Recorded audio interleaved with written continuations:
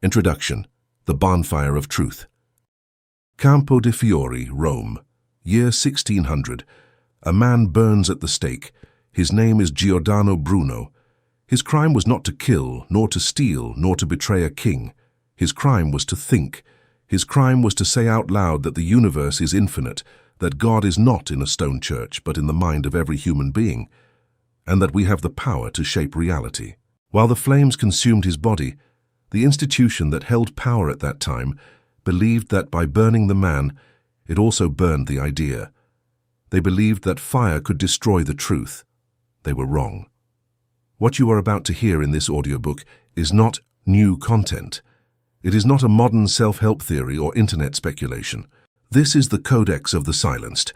It is the compilation of Gnostic, Hermetic, and alchemical wisdom that has been systematically persecuted, erased, and ridiculed over the last 2 millennia. Why so much effort to hide this? Why were the Cathars exterminated in the south of France? Why was the Library of Alexandria reduced to ashes?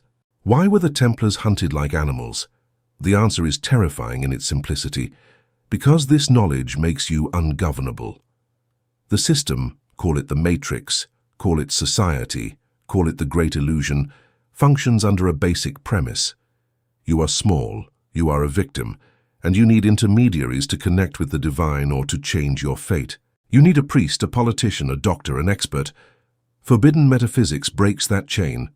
It tells you that there are no intermediaries. It tells you that reality is not something that happens to you, but something you do. It tells you that the universe is mental, and that you are the dreamer who sustains the dream. Throughout the coming chapters, we are going to rescue these principles from the shadows. We will not speak of modern science, but of high mental magic. We will speak of alchemy, not as the search for physical gold, but as the transmutation of your dense emotions into pure power. We will speak of the word not as grammar, but as the source code. We will speak of the word as the code that programs matter. We will speak of death not as the end, but as the great initiation that the system has taught you to fear in order to keep you obedient. But I warn you, this knowledge comes at a price. The price is responsibility. Once you understand how the mirror of reality works, you will no longer be able to blame anyone for your misfortune. You will no longer be able to be a victim. You will have to assume the throne of your own existence, and for the human ego, accustomed to the comfort of complaining, that is more painful than physical fire. If you are looking for comfort, close this audio now. But if you are looking for the key that was lost centuries ago, if you feel in your bones that the world they sold you is a cardboard model and that there is something real and powerful beating behind the veil, then welcome. The flames of the Inquisition have gone out. The ashes have cooled. But the voice of the silenced continues to whisper. It is time to listen to what they had to say. Chapter 1. The Veil of Maya. Awaken. It is not a polite request, it is an order. What you are seeing right now, the room you are in, the device you hold, your own hands, is a lie. A sophisticated, persistent, and terribly convincing lie, designed eons ago to keep an infinite consciousness trapped in a finite experience. Throughout history, from the banks of the Ganges to the deserts of Egypt, through the caves of hermits in Tibet, the men and women who managed to see behind the stage reached the same terrifying conclusion. The physical world is not solid. The physical world is a theater of shadows. Ancient sages of India called it Maya, the great cosmic illusion. The Gnostics, persecuted to extinction, called it the error or the prison of matter. Plato described it as a dark cave where prisoners, chained since birth, only saw shadows of reality projected on the wall by an invisible fire, believing those dark spots were the real world. You are that prisoner, and this chapter is the first hammer blow against the chains that bind you to the wall. To understand forbidden metaphysics, you must first accept the most difficult premise of all. Nothing your eyes see is the truth. Your eyes are not windows to the world. They are filters. They are biological sensors programmed to hide 99% of reality from you. The architecture of sensory deception. Let us begin by dismantling the tool you trust most, your senses. You have been taught to believe in the saying, seeing is believing. but the masters of occult knowledge have always taught the opposite. If you see it with the eyes of the flesh, it is because it is already past, it is because it is already dead, it is because it is a shell. Your physical senses are not designed to show you the truth. They are designed for survival in a hostile environment. Your eye only captures a ridiculous strip of the electromagnetic spectrum. You do not see radiation. You do not see radio waves. You do not see heat.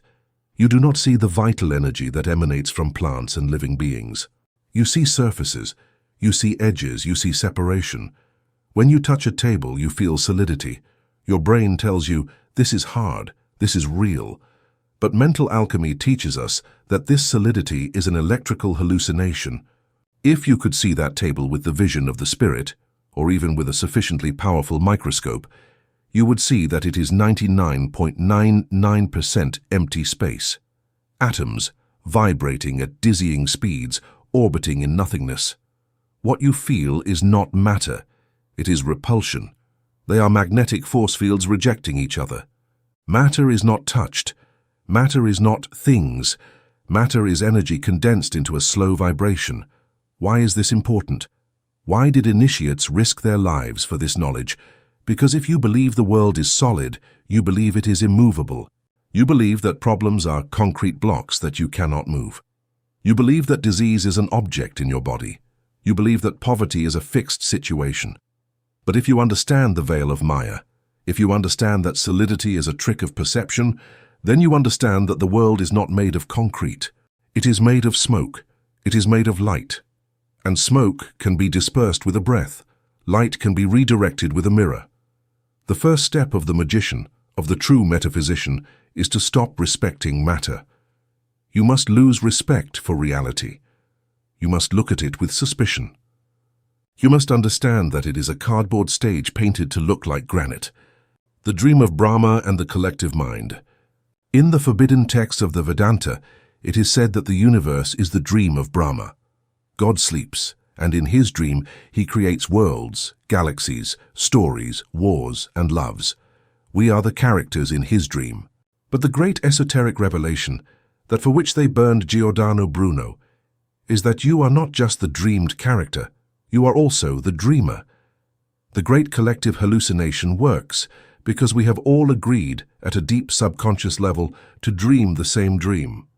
We call this consensus. We agree that the sky is blue. We agree that fire burns. We agree that we need to eat to live and that we will age and die. These agreements are collective spells. They are laws that only work because millions of minds hold them simultaneously. Imagine you are in a lucid dream. While you sleep in your bed tonight, you dream that you are in a castle chased by a dragon. You feel real fear. Your heart beats. You sweat. To your dreaming mind, the dragon is real and can kill you. But suddenly, you realize, wait, this is a dream. In that moment of lucidity, the dragon loses its power. It is no longer a monster that threatens you. It is a projection of your own mind. You can turn the dragon into a butterfly. Or you can wake up.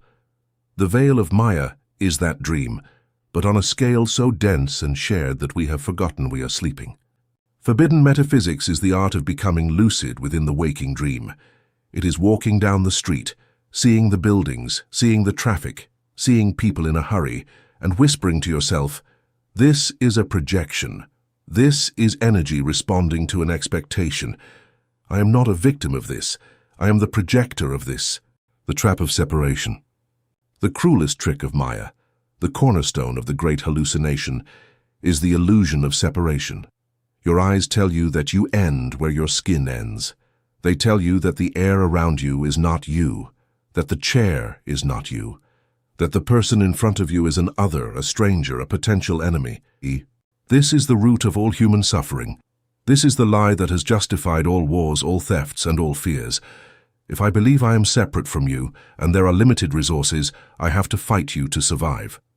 The ego is born from the fear of separation. But Hermetic manuscripts tell us, the all is mind, the universe is mental. In a mind there is no separation. When you dream at night, you are the protagonist, but you are also the villain. You are the landscape, you are the weather, and you are the plot. Everything comes out of your own head.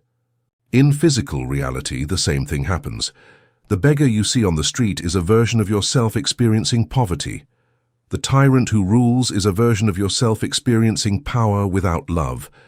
The tree is a version of yourself experiencing stillness. The great hallucination makes you believe you are alone in a hostile and alien universe. The hidden truth is that there is no universe out there. The entire universe is happening in here. There is no outside. What you see outside is a mirror. And if you hate what you see in the mirror, it is useless to break the glass, fighting against the world. You have to change the face you put in front of it, your state of consciousness.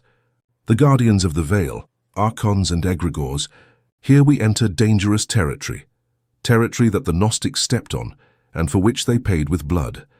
If reality is an illusion, who maintains the illusion? Why is it so hard to wake up? Why, when you try to change your life and think differently, does it seem that the whole world conspires to return you to mediocrity? Ancient texts speak of the guardians of the threshold.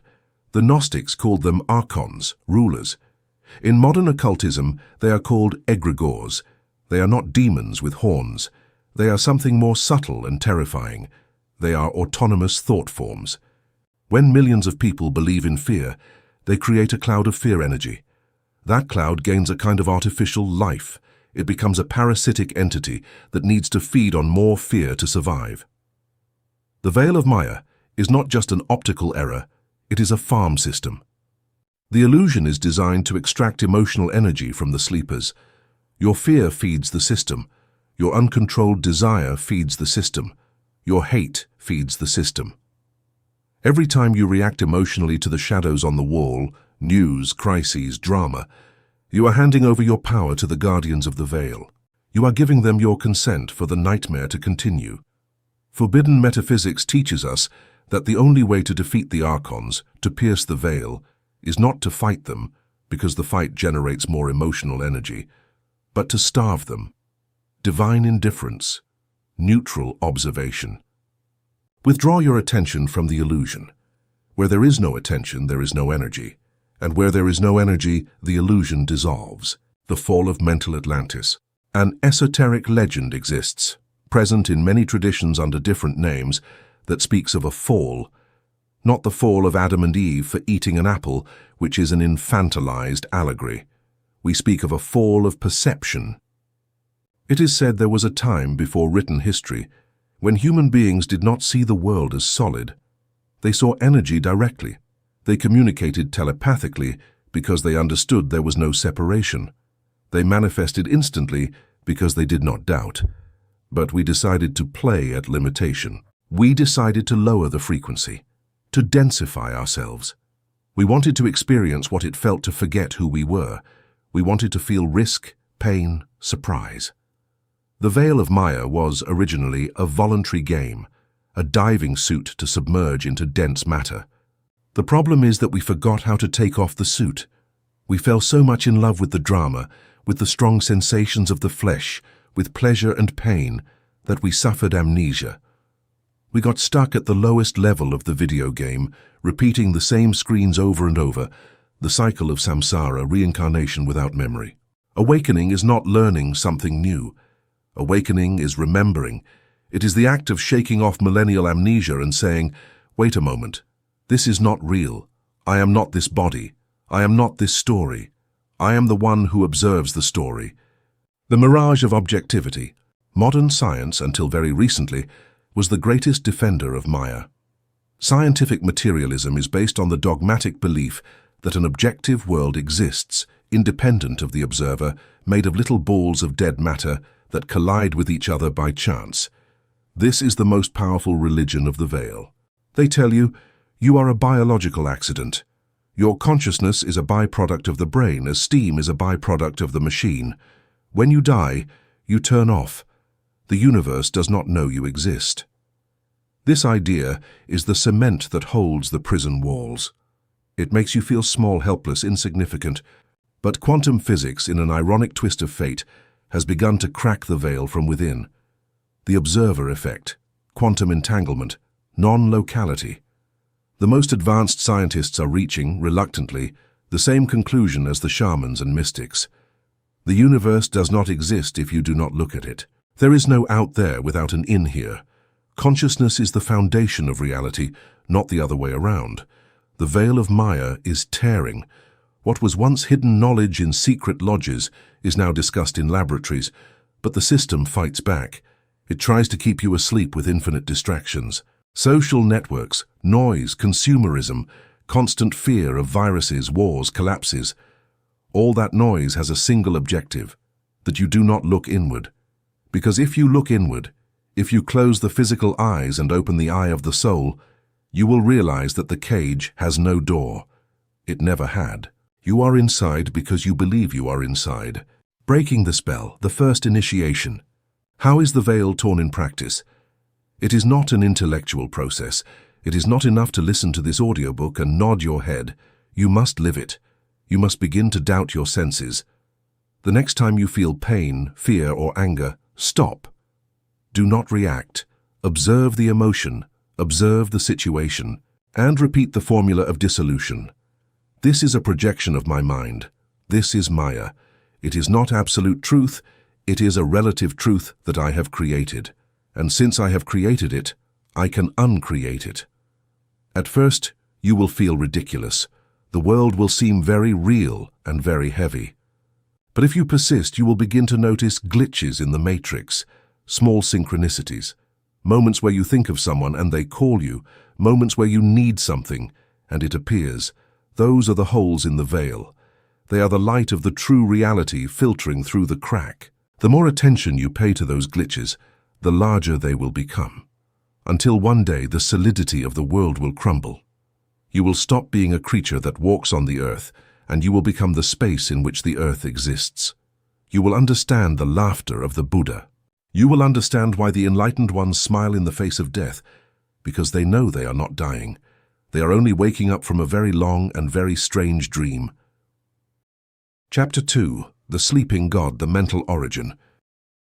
In the silence that precedes the first breath of the morning, before your name, your debts, and your fears flood your consciousness, there is a moment, a very brief moment, almost imperceptible, in which you simply are. You are not John, nor Mary.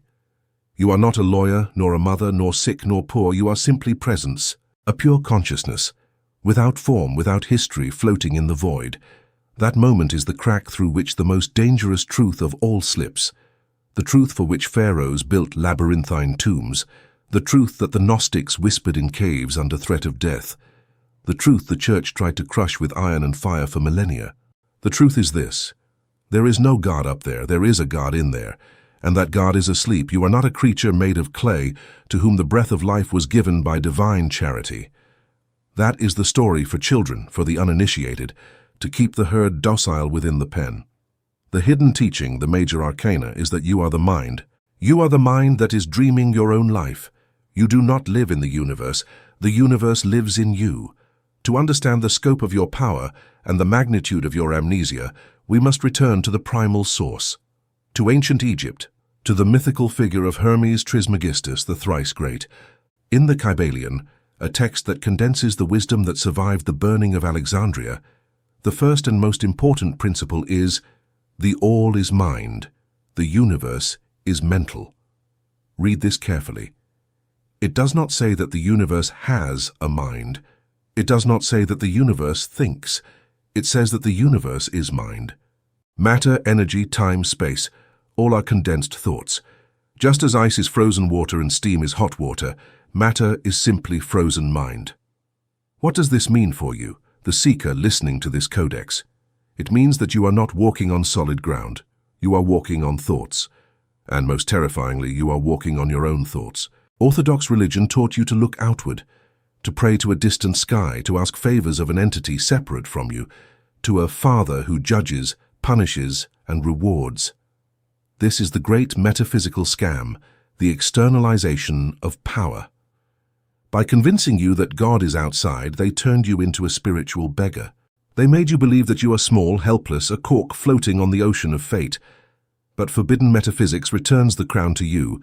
It tells you that divinity is not a person. It is a state of being. It is the original substance of which you are made.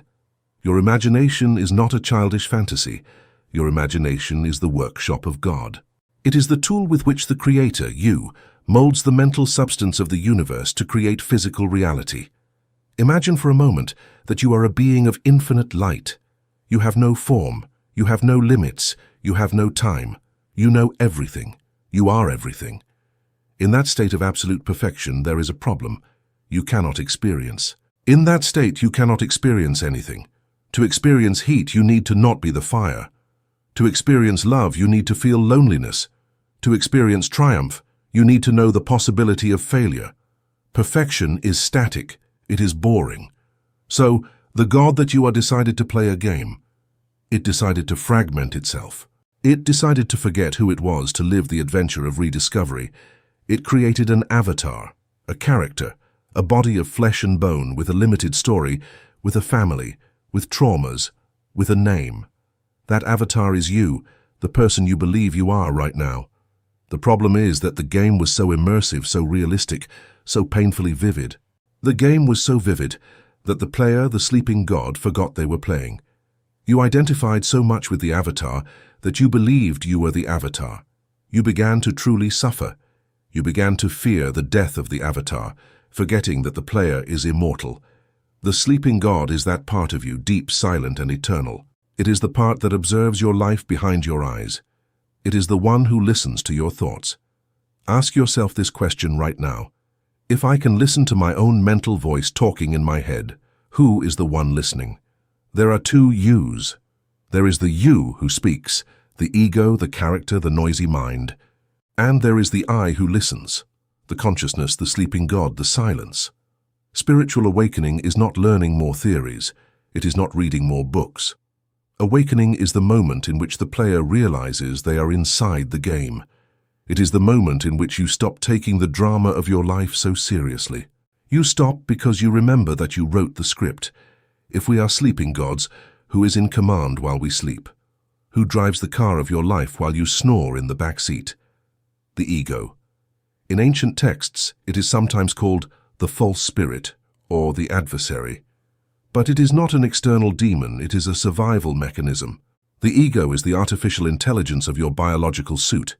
Its only function is to keep the body alive. And to keep it alive, it relies on fear. The ego loves separation. It loves mine and yours. It loves attack and defense. It loves being right. The ego lives in time. It regrets the past and fears the future. It is never here. While the sleeping god dreams, the ego sits on the throne of the mind. And because it is an illegitimate king, a frightened king, it rules with tyranny. It tells you there is not enough money. You are not good enough. They are going to hurt you. You must attack before they attack you. The voice you hear all day in your head, that incessant radio of worries and judgments, is the ego desperately trying to control a reality that is too big for it. Human suffering is born from this usurpation. We try to resolve divine problems, like the creation of our reality, with an animal tool, the ego. It is like trying to operate a nuclear reactor with a stone hammer. The result is anxiety, stress, depression, and chaos. Forbidden metaphysics teaches us that we must not kill the ego. That is impossible while you have a body. What we must do is dethrone it. We must awaken the legitimate king, consciousness. We awaken the king so the ego returns to its natural place, being a faithful servant, an advisor, but never the king. How does the sleeping god awaken? What is its language? The sleeping god does not speak in words. Words are human. They are limited labels. The sleeping god speaks in images and sensations. Here enters one of the best-kept secrets of the Hermetic lodges. Human imagination is the same substance as divine imagination. There are not two imaginations. There is only one, and you use it every day. When the Bible says we were made in image and likeness, it does not mean God has a nose and ears. It means we have the capacity to imagine. William Blake, the visionary poet and mystic, said it with a clarity that scares. Imagination is not a state. It is human existence itself. Imagination is the body of God. Everything you see around you, this building, that chair, your clothes, was first an image in someone's mind. First it was imagined, then it was made. Nothing exists in the human world that has not been imagined before. But here is the tragedy. The sleeping God is having a nightmare. Most human beings use their divine power, imagination, to create their own hell. What is worry? Worry is using your imagination to visualize what you don't want. It is praying for what you fear. You sit and begin to imagine, what if I am fired? What if I get sick? What if they leave me? You visualize the scene. You feel the anguish. You live the drama in your mind. To the mental universe, that is an order. The sleeping God has spoken. It has said, I want this. And the cosmic machinery begins to move to bring you that experience. You are a black sorcerer of your own life, casting curses upon yourself without realizing it, because you believe that imagining is harmless. You believe that what happens in your head stays in your head. That is the biggest lie of the veil of Maya. What happens in your head goes out and becomes your destiny. In the ancient Hebrew tradition, the name of God was unpronounceable, Hidwh, but its closest translation, the one given to Moses in the burning bush, is I am that I am, or simply, I am. For centuries, priests told you that was the name of a gentleman with a beard in the clouds. They lied to you. I am is not a name. It is an activation formula. It is the source code of reality. Every time you say, I am, you are invoking the name of God and giving it a direction. I am is the subject. What you put after is the predicate, the sentence. If you say, I am poor, you are using God's name to decree poverty. You decree poverty and the universe responds, so be it. If you say, I am sick, the universe responds, done. If you say, I am unlucky in love, the universe responds, your wishes are commands. It does not matter if you say it in jest. It does not matter if you say it complaining. The sleeping God does not understand sarcasm. The sleeping God only understands decrees. The law is mechanical, cold, and precise. What you join to your I am, your identity, becomes your cage or your wings. Initiates learn to watch their tongue as if it were a loaded weapon. Never, under any circumstance, will a master of forbidden metaphysics say anything negative. They will not say anything negative after the words I am. Even if in physical reality they are sick, in their mental decree they will say, I am health. Because they know physical reality is the past, the wake of the ship, and their present decree is the rudder that changes the course toward the future. To deny the evidence of the senses and dare to assume being what one does not seem to be, that is the act of supreme rebellion. That is the awakening of the sleeping God. There is a reason why the human being flees from this truth. There is a reason why we prefer to believe in an external God, or in luck or in fate. We flee because if the sleeping God is me, then I have no one to blame. If I am the creator of my reality, the fault is mine.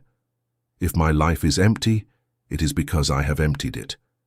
If I am alone, it is because I have created walls. This radical responsibility is a crushing weight for the ego. The ego prefers to be an innocent victim rather than a responsible God. It prefers to cry and say, why me, rather than look in the mirror and say, I did this. To assume your divine identity is the most solitary act that exists. You realize that no one is going to come and save you. No politician is going to fix your life. No Messiah is going to come down from heaven. No partner is going to complete you. You are the Messiah you were waiting for. You are the architect, and the construction is halted, waiting for your plans. This loneliness, however, is transformed. When you cross the valley of the shadow of total responsibility, you come out the other side with indescribable power. Loneliness becomes sovereignty. You no longer ask for permission. You no longer ask for forgiveness. You no longer beg for love or attention. You become a sun. The sun does not ask to be warmed. The sun warms. The sun does not ask for light. The sun illuminates. The awakened God needs nothing from the world, and paradoxically, it is then that the world gives it everything. The great teaching of this chapter is the movement of consciousness from the effect toward the cause. 99% of humanity lives in the effect. They react to the news, they react to the weather, they react to the look of the other, they react to their bank account. They are thermometers. They rise and fall according to the temperature of the environment. The initiate in the codex lives in the cause. The sleeping god, upon awakening, becomes the thermostat. He sets the temperature and the environment adjusts to him. This does not mean you become insensitive or arrogant. It means you understand that the external world is the end of the assembly line, not the beginning. If you want to change your reflection in the mirror, you cannot shave the mirror. You have to shave yourself. If you want to change your world, you have to change the internal conversation of the God within you. You have to change what you tell yourself in the silence of your room. You have to change what you imagine before sleeping. There in the darkness of your skull is where wars are won or lost. There is where fortunes are made. There is where bodies are healed. Plato said that learning is remembering. The knowledge of your divinity is not something I can give you. It is not something you can buy.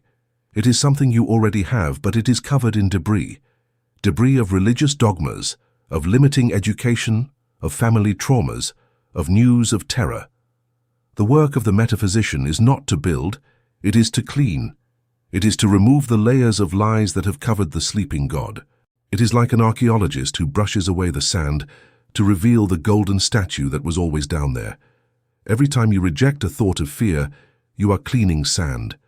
Every time you ignore the appearance of scarcity and decree abundance, you are cleaning sand. Every time you forgive, you are cleaning sand. Every time you forgive, which means releasing the illusion of attack, you are cleaning sand. And little by little, the contour of the god begins to emerge. You begin to have moments of lucidity, moments in which you look at the world and do not feel fear, but a strange and deep compassion. You feel a compassion like that of an adult watching children play. Moments in which you know with a certainty that chills your blood that everything is going to turn out well because you have decided that it turns out well. Chapter 3. Relentless Certainty, the Mechanism of Faith. True faith, the kind that moved mountains in ancient texts, the kind that walked on water, is not a passive emotion.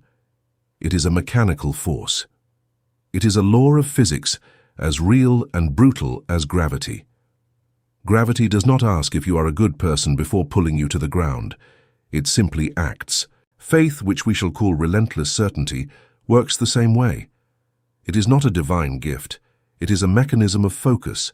It is the art of freezing the fluid energy of the universe into a solid form through the constant pressure of undoubting observation.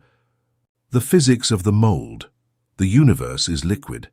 Imagine that the universe around you is not empty space, but an ocean of invisible, dense and fluid substance. Ancient alchemists called it the ether. Modern scientists call it the quantum field. The name does not matter, its nature does. This substance is plastic. It is sensitive. It responds to pressure. By default, the ether takes the form of your deepest beliefs. If you believe life is hard, the ether hardens and offers you resistance. If you believe money flows, the ether liquefies and offers you resources. The problem of the average human being is that their mental mold is unstable. One day you believe you will succeed, you create a mold of success. The next day you are afraid, you break the mold and create one of failure. On the third day you have hope, you create a weak mold full of holes. The ether, confused by these contradictory instructions, remains in a state of chaos or simply repeats the default pattern of your past, karma. Relentless certainty is the ability to hold the mental mold motionless against the pressure of physical reality. It is saying, "This is so." Period. Not "it will be so," not "I want it to be so," not "please let it be so," but "it is so." When you reach that state of internal coldness, of absolute conviction, the universe has no choice. It has no free will to deny you anything. The ether must fill the mold you hold. It is a hydraulic law. The miracle is not magic. It is the inevitable consequence of a mind that has stopped doubting. The poison of hope. Here is where we must destroy one of the most sacred and harmful concepts of modern spirituality: hope. Pandora's box, according to the myth, released all the evils of the world, and the only thing left inside was hope. We were taught that this was a good thing. The Codex teaches us that it was the final curse. Why? Because hope implies absence. You only hope for what you do not have. If you have the keys to your house in your hand, you do not have hope of having them. You have the certainty of having them. You know they are yours. When you say, I hope to be healed, you are declaring to the universe, I am sick. When you say, I hope to be rich, you are declaring, I am poor. And since the universe is a literal mirror, chapter 1, it returns to you more of what you declare, more sickness and more poverty. Hope is a declaration of lack disguised as virtue. It keeps you in a perpetual waiting room. Always tomorrow, never today. Relentless certainty kills hope. The master does not hope. The master assumes. He assumes the desire has already been fulfilled in the mental plane. He walks through the world with the tranquility of one who already possesses the treasure, even if his physical hands are still empty. This distinction is the razor that separates initiates from dreamers. The dreamer wants. The initiate has. Though his senses tell him otherwise, the initiate dwells in the frequency of having, the collapse of the wave, the look of Medusa. There is a Greek myth that contains a hidden scientific truth, Medusa. Anyone who looked Medusa in the eyes turned to stone. Human consciousness has the power of Medusa. Your fixed observation petrifies energy. In quantum physics, this is known as the observer effect. A wave of possibility, something that could happen, becomes a particle of reality, something that happens only when it is observed.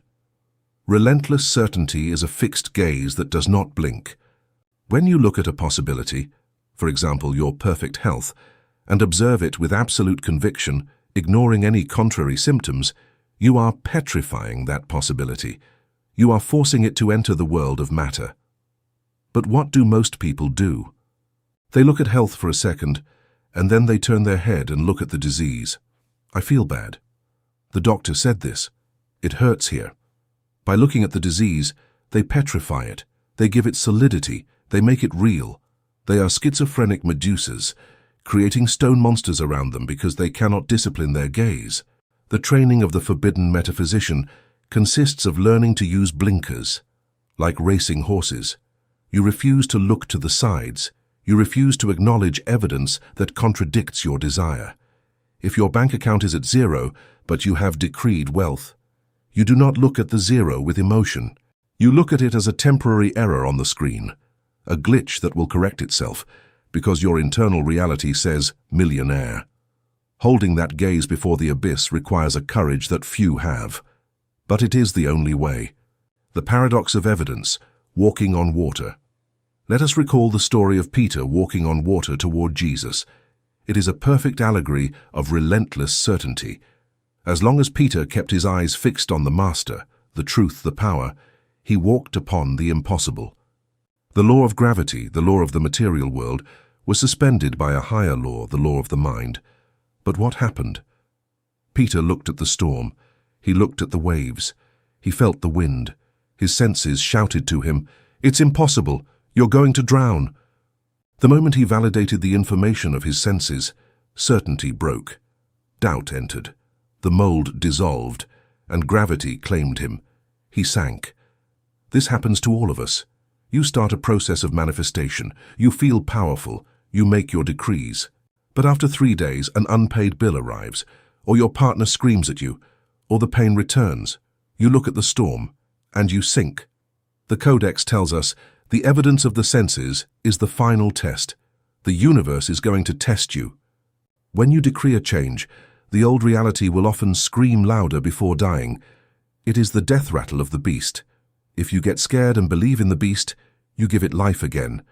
If you ignore it and keep walking on water, knowing it is an illusion, the storm dissipates and the ground appears under your feet. Relentless certainty is the ability to deny the evidence of your eyes, to be faithful to the vision of your soul. It is divine madness. To the world you are crazy. You deny reality. To the Codex, you are the only sane one. Because you know that reality is an echo of the past, and you are living in the cause.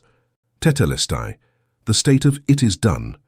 There is an ancient Greek word charged with mystical power said to have been spoken on the cross, tetelestai.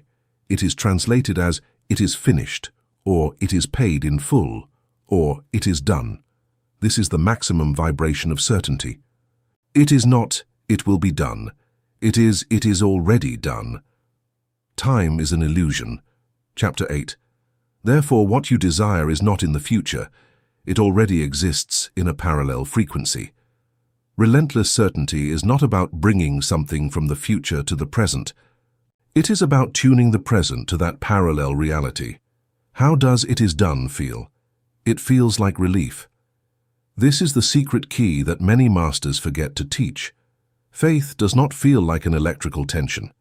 It does not feel like an effort of clenching your teeth and believing very hard. True faith feels like when you drop a heavy backpack. A sigh. Calm. Silence. It's done. I don't have to worry anymore. The package has been sent. It is inevitable. If you are anxious about your manifestation, you do not have faith. You have doubt disguised as desire. Anxiety is the proof that you do not believe it is yours. If you ordered a pizza and you know it is coming, you are not anxious. You set the table. You relax. Relentless certainty is that deep calm. It is the peace that passes all understanding, because it is a peace without logical reason. You are at peace in the middle of war because you know you won before you started. The placebo effect, the crack in science. Modern science, in its blind materialism, has stumbled headlong into relentless certainty and does not know what to do with it. They call it the placebo effect, and they treat it as an annoyance in medical experiments. Oh, that patient was cured with a sugar pill because they believed it was medicine. It's just the placebo. Just stop to think about what that means. It means that the pure belief of a person without any external chemical agent was able to synthesize endogenous medicines, repair tissues, kill bacteria, and reverse chronic diseases. The sugar pill was only the permission the patient gave to themselves to use their own power. The pill was the ritual. The cure was certainty. The Codex tells us, you do not need the sugar pill. You do not need the external ritual. You can induce the placebo effect in your financial life, in your relationships, in your career. If you manage to convince your subconscious, with absolute certainty, that this is fixed, your own mind will pull the strings of reality to fix it, with the same biological precision with which it heals a wound. You are the medicine. Your belief is the active ingredient. The saboteur, logical doubt. Who is the enemy of certainty, the intellect, the left hemisphere, the devil's advocate? That sarcastic voice in your head that says, be realistic. Look at the statistics. No one heals from this. You have no money. Who do you think you are? That voice seems intelligent. It seems prudent. It seems adult. But it is the voice of the Archons. It is the voice of the guardian of the veil. The intellect functions by analyzing the past. It only knows what has already happened. Therefore, it cannot predict or accept anything new. For the intellect, the miracle is an offense. To practice relentless certainty, you must be willing to look foolish before your own intellect. You must tell your logic, shut up. You analyze the rubble. I am building a palace. You must learn to live in contradiction. You can be logically poor and vibrationally rich at the same time. And if you hold the vibration, the logic will have to rewrite itself to fit the new reality. Logic is plastic. Faith is the mold. The technique of total immersion. How is this certainty cultivated if we are full of doubts? The ancient masters used immersion. If you want to learn a language, you move to the country. If you want to learn faith, you move to the state of the wish fulfilled. This means surrounding yourself mentally and physically with the frequency of your desire. It means stop talking about your problems. Talking about problems is faith in problems. It means stop hanging out with people who validate your victimhood. It means saturating your mind before sleeping and upon waking with the sensation of it is done. It is not about lying to oneself. It is about choosing which truth you are going to feed. The transitory truth of your senses, or the eternal truth of your imagination. Total immersion is an act of violence against the old reality. You cut off its supply of attention. You starve it to death, and you feed exclusively the new vision. The danger of sharing. There is a golden rule in Hermeticism: to know, to will, to dare, and to keep silent. The last point is vital: to keep silent. Why? Because certainty is like a newly planted seed. It is fragile at first. If you tell your great project, your great dream, or your new faith to a skeptic, to a realistic friend, or to an envious relative, they will project their doubt onto you. They will tell you, "Are you crazy? That's not going to work." And if your certainty is not made of steel, their doubt will penetrate your mind. It will crack the mold. Social pressure is the #1 killer of magic. The Codex commands, keep your vision in secret. Incubate it in the silence of your inner temple. Do not seek external validation. Validation is doubt disguised. Tell me I am doing the right thing. You do not need anyone to tell you that you are pregnant. You know it because you feel life inside. It is the same with desire. If you are pregnant with a desire, you do not ask. You know, and you wait for the birth with joy. The sovereignty of the decree. Finally, relentless certainty manifests in language. The magician does not ask. The magician decrees. He does not say, "God, if you will, give me this." That false humility is fear of taking responsibility. It is saying, if it doesn't happen, it's not my fault, God didn't want it. The sleeping God you always wants. The problem is whether you dare to accept it. The decree is an order to the subconscious and the ether. I am health. I am abundance. My will be done. At first your voice will tremble. You will feel like an imposter. But remember, an imposter is only someone who is rehearsing a new role until they become it. Fake it until you are it. Decree until you believe it. Because the word, charged with certainty, does not return void. Chapter 4. The Hidden Scribe Mastering the Shadow. Why, if you are a god in potential, do you still live like a beggar? Because there is a traitor in your own house. Because while your conscious mind, the captain, shouts orders of wealth and freedom from the bridge, there is someone in the engine room who is not listening. There is a silent, blind, and terribly powerful entity that holds the real controls of the ship. And that entity has its own orders. Ancient orders. Orders that you did not give it. In the esoteric tradition, this entity has been called many things. The guardian of the threshold, the double, the golem. Modern psychology calls it the subconscious. We in this codex will call it by its true metaphysical function, the hidden scribe. The scribe is in charge of projecting the movie of your life. You, the sleeping god, may want to see a movie of adventure and romance. But if the scribe holds a reel of horror and drama, that is what will be projected on the world screen, no matter how much you scream or pray. Mastering the scribe is the great work. Without this, all spirituality is just an intellectual hobby.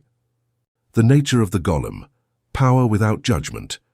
To understand the scribe, you must imagine a giant of infinite strength, but with the intelligence of a tape recorder. The scribe does not think, he does not judge, he has no sense of humor. And most importantly, he does not distinguish between the real and the imaginary. This is his fatal weakness and your greatest advantage. The scribe is a perfect servant but a terrible master. If you tell him, with emotion, "I am stupid," the scribe does not understand it is a joke or an expression of frustration. He simply notes in the book of life. The master says he is stupid. Order received. Execute stupidity program. Attract situations that make him feel stupid. Block his intelligence at critical moments. And he does it. With military efficiency. The scribe controls 95% of your life. He controls your breathing, your heart rate, your digestion, your automatic emotional reactions, your irrational fears, and your financial comfort zone. You believe you make decisions. It is a lie. Most of your decisions are executed by the scribe milliseconds before you are aware of them. You only rationally justify what he already decided. This is why willpower almost always fails. Will is a tool of the conscious mind, the 5%. The program is a tool of the scribe, the 95%. In a wrestling match between a child, will, and a giant, scribe, the giant always wins. You cannot defeat the scribe by fighting. You have to defeat him by hacking him. The virus of origin, the black ink. Where did the scribe get the orders he is executing right now? If you want to be rich, why does the scribe project scarcity? Because the scribe was programmed when you were helpless. From the moment you were in the womb until 7 years of age, your brain operated in a hypnotic brain frequency, theta. You had no filters. You had no logic. You could not reject anything. You were a psychic sponge absorbing the reality of your local gods, your parents, your teachers, your culture. If your father said, "Money is hard to earn," the scribe noted, "Universal law, money is pain and sacrifice." If your mother feared life, the scribe noted, "The world is a dangerous place, stay on constant alert." If a teacher humiliated you at the blackboard, the scribe noted, "I am not enough. It is dangerous to be seen. Better to hide." These notes are not memories. They are operating commands. They are the source code with which your current reality is built. You are living your parents' life, not yours. You are repeating the fears of your ancestors. The scribe is loyal to the clan, not to you. Out of biological loyalty, he repeats the patterns of the pack to guarantee survival. If my parents survived being poor and fearful, I must be poor and fearful to survive. This is the generational curse spoken of in sacred texts. It is not divine punishment. It is a corrupt file on the scribe's hard drive. And until you delete that file and write a new one, you will remain a puppet of the dead. The shadow, the basement of monsters. Carl Jung, the great modern Gnostic disguised as a psychiatrist, called this repressed content the shadow. The shadow is everything that the scribe has hidden in the basement because he was taught it was bad. Your aggressiveness, your sexuality, your ambition for power, your selfishness, your wild creativity. Society told you, be good, be docile, do not scream, share. So you pushed all those vital forces into the basement. You locked the door. But, and this is vital, what you bury alive does not die. It only becomes demonic. Repressed energy does not disappear. It rots. Repressed aggressiveness becomes anxiety or autoimmune diseases, the body attacking itself. Repressed sexuality becomes perversion or guilt. Repressed ambition becomes envy and resentment. The hidden scribe spends an immense amount of your vital energy keeping the basement door closed. That is why you are tired. That is why you have no power to manifest. Because 80% of your energy is spent on not being you. It is spent on maintaining the mask of a good and normal person that society demands of you. Forbidden metaphysics demands an act of supreme courage, opening the basement door. The basement. You must go down into the darkness. You must look your shadow in the eye, and you must not kill it. You must integrate it. You must accept that you are capable of everything, of the best and the worst. A harmless human being is not a good being. He is a weak being. A human being who is capable of being dangerous but chooses to control his power. That is a virtuous being. That is a magician. When you embrace your shadow, you recover the energy the scribe was spending on repressing it. Suddenly, you have a torrent of power available. That is the energy you need to collapse the quantum wave. Magic is not done with the energy of the good boy. It is done with the energy of the whole being. The language of the scribe, feeling and image. How do we rewrite the scribe's book? It is no use speaking to him in Spanish or English. The scribe does not understand intellectual words. He does not understand no. If you say, "I do not want to be sick," the scribe ignores the no, sees the image of sick and materializes it. If you say, "I want to get out of debt," the scribe sees debt and gives you more. The scribe understands 3 languages. 1. Images, clear visual symbols. 2. Emotion, the electrical charge that validates the image. 3. Repetition, the hypnotic rhythm. To hack the scribe, you have to communicate in his language. You cannot tell him, "I want to be rich." That is abstract. You have to send him the image of you signing a check or seeing a specific balance on your mobile, and you have to wrap that image in the emotion of relief, joy, or power. And you have to do it repeatedly until the scribe accepts the new order as a biological truth. The secret the church hid is that prayer is not a request to God. It is self-hypnosis for the scribe. Rituals, incense, repetitive chants, golden images. Everything is technology to impress the subconscious. You do not need a cathedral. Your room is the cathedral, your imagination is the altar, and your emotion is the sacrifice, the guardian of the door, the critical factor. There is a technical problem.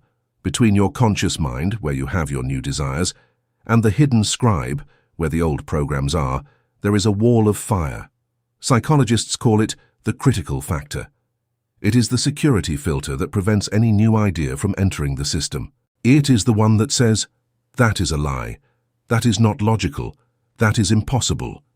If you try to make affirmations during the day when you are fully awake, beta waves, your affirmations hit the critical factor and bounce off. You say, I am a millionaire. The critical factor says, lie, you have $10, rejected. And the scribe does not even hear your desire. To reach the scribe, you have to put the guardian to sleep. You have to wait for the critical factor to lower its guard. This occurs naturally at 2 moments of the day. 1. Just before sleeping, hypnagogic state. 2. Just upon waking, hypnopompic state. These are the magical portals. Ancient initiates knew that the last 5 minutes before losing consciousness are the most important of the 24 hours. What you think in those 5 minutes falls directly into the scribe's basement without a filter. If you fall asleep worried about debt, you are ordering, tomorrow more debt. If you fall asleep watching war news, you are ordering, tomorrow more chaos. The Codex commands you, never fall asleep without having cleaned your mind. Use those sacred minutes to visualize your desire fulfilled. Feel the sheet of your bed, but imagine it is the sheet of the bed in your mansion. Deceive the scribe in the darkness. If you manage to fall asleep with the feeling of the desire fulfilled, the scribe will work for 8 hours straight to materialize that while you rest. It is the most efficient form of magic. The technique of revision, the eraser of the past. Neville Goddard taught a technique for the scribe that defies temporal logic, revision. The scribe stores traumatic memories. Those memories vibrate and create your present. At 10 years old, they told me I was ugly. That vibrates today and creates insecurity. But the scribe does not know the difference between what happened and what you imagine. Revision consists of mentally traveling to the past and rewriting the scene. You go back to the moment you were humiliated, but in your imagination, you change the script. You imagine they applauded you. You imagine you defended yourself. You repeat it in your mind over and over until it feels real, until the emotion changes.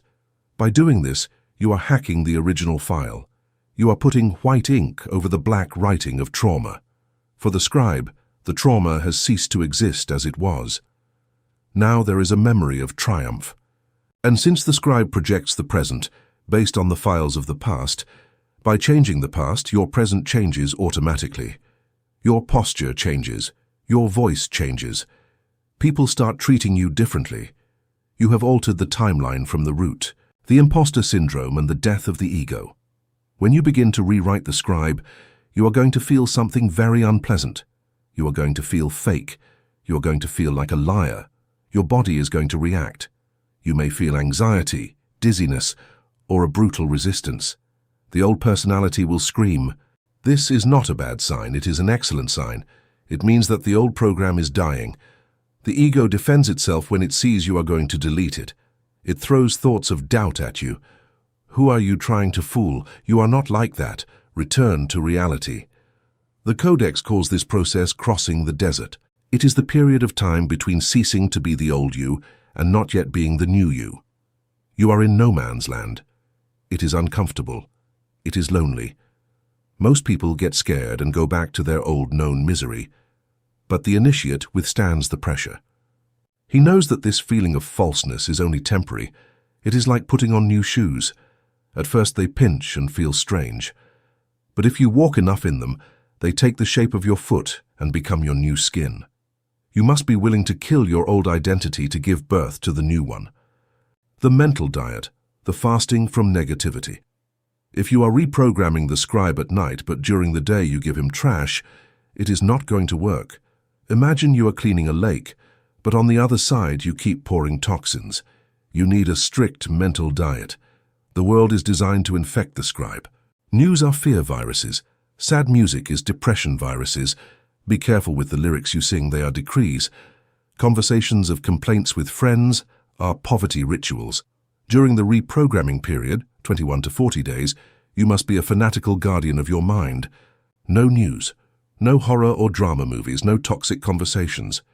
If someone comes to tell you gossip or misfortunes, cut them off or leave.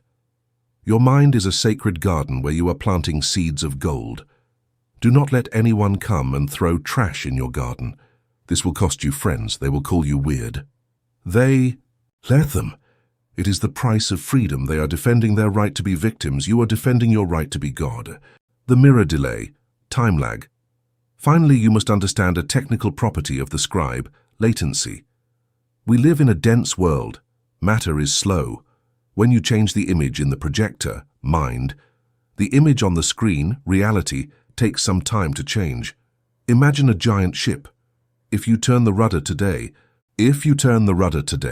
the ship will continue moving in the old direction for a few miles by pure inertia before starting to turn. That period of inertia is where the dreams of the impatient die. You start decreeing wealth. But the next day, a debt arrives. The ignorant says, "This does not work," and lets go. The initiate knows that the debt is only the inertia of the past. It is the old wake. He is not moved. He continues holding the rudder towards wealth. He knows that inevitably the ship will turn. The scribe needs time to reorganize coincidences, move people, and create opportunities. Your job is to hold the faith during the delay. If you can maintain the new vibration when the external world shows you the opposite, you have mastered the scribe. You have mastered time. Chapter 5, The Language of the Birds. In the beginning, all sacred traditions say it was not the light, it was the word. And God said. It does not say, and God thought. It does not say, and God desired. It says that God spoke. The Big Bang, for modern physics, was not an explosion of fire. It was an explosion of frequency, a primordial sound, a cosmic om that still resonates in the background radiation of the universe, organizing chaos into stars and galaxies. You, as a fractal of that God, possess the same mechanism. Your throat is a dimensional portal. It is the only organ of the body capable of launching a vibration from the inner world toward the outer world. But like the sleeping God, you have forgotten how to use this technology. You have degraded the word to chatter. You use your magic wand, the tongue, to describe reality, to complain about it, to gossip about it. And you do not realize that by doing so, you are hexing your own life so that it remains small, miserable, and noisy. Forbidden metaphysics teaches us the language of the birds, an alchemical term that does not refer to talking with animals, but to speaking the language of high frequency, the language that matter understands and obeys. It is time to learn to close your mouth to accumulate power and to open it only to emit decrees. Emit decrees that shake the foundations of your reality. The physics of the spell, cymatics and frequency. To understand why your word is law, you must first understand that matter is deaf to human words, but it is extremely sensitive to vibration. There is a science called cymatics. If you take a metal plate, put sand on it and apply a sound frequency, the sand ceases to be a chaotic heap. It organizes itself. It creates perfect geometric mandalas. It creates shapes of flowers, stars, galaxies. If you change the sound, the shape changes instantly. If you turn off the sound, the shape collapses and returns to chaos. You are that metal plate. Your life, your money, your health, your relationships is the sand. And your voice is the frequency that maintains that sand in its current form. If your life is a chaos, it is because the song you are emitting, your internal and external dialogue, is a dissonant noise. The word abracadabra, famous in magic tales, comes from the Aramaic avra kadabra, which means, I create as I speak. It is not child's play. It is a technical description of how reality works. In English, to deletrear is called spelling, and spell also means hechizo. For the ancients, there was no difference between speaking and performing magic. Every time you open your mouth, you are casting a spell. If you get up in the morning and say, I am dead tired, you have just cast a spell of fatigue over your cells. They hear the vibration and obey, lowering your immune system. If you say, I never have money, you cast a spell of poverty. The ether contracts and pushes away opportunities. If you say, all men, women are the same, you cast a spell of loneliness, ensuring that you only meet people who confirm your decree. The universe does not understand jokes. It does not understand sarcasm. It does not understand venting. It only understands frequency. And you are transmitting on the frequency of disaster 24 hours a day. The silence, the magician's battery.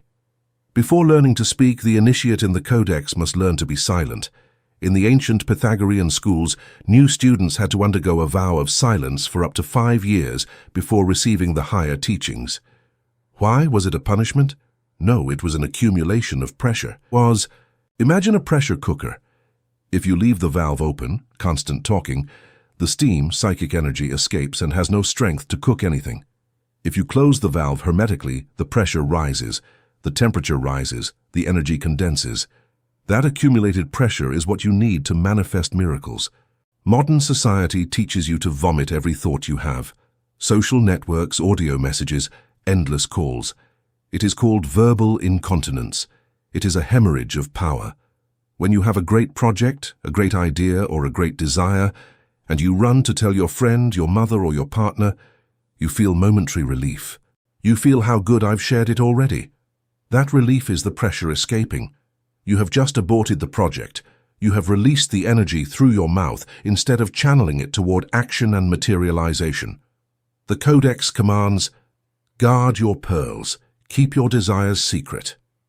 Close your mouth. Feel how the energy of your desire grows within you, burning your chest, seeking an exit. Do not give it a verbal exit. Force it to come out as a physical fact.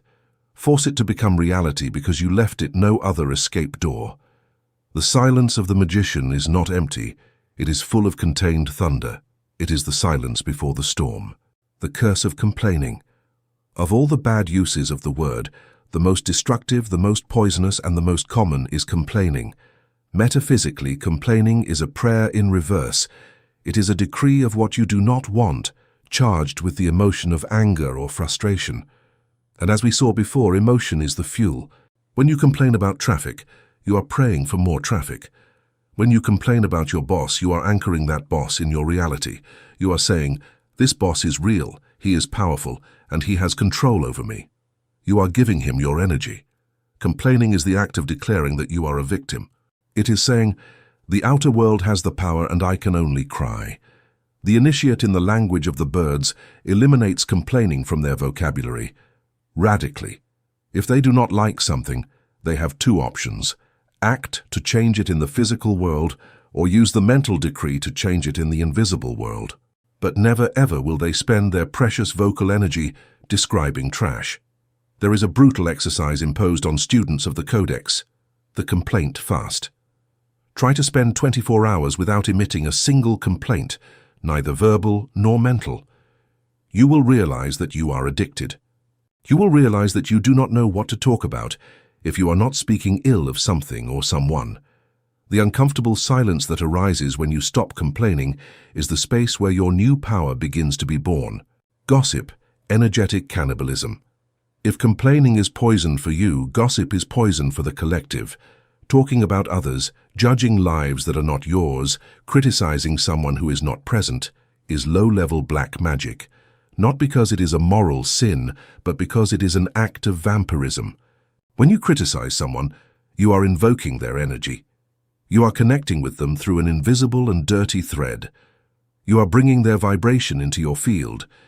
If you talk about how bad someone is, you are inviting that evil to enter your house. Furthermore, you are scattering your focus. The sleeping god, you, has a limited amount of daily attention. If you spend 40% of your attention on the life of the neighbor, the famous person, or the politician, you have 60% left to build your own empire. You are financing someone else's reality with your own energetic bankruptcy.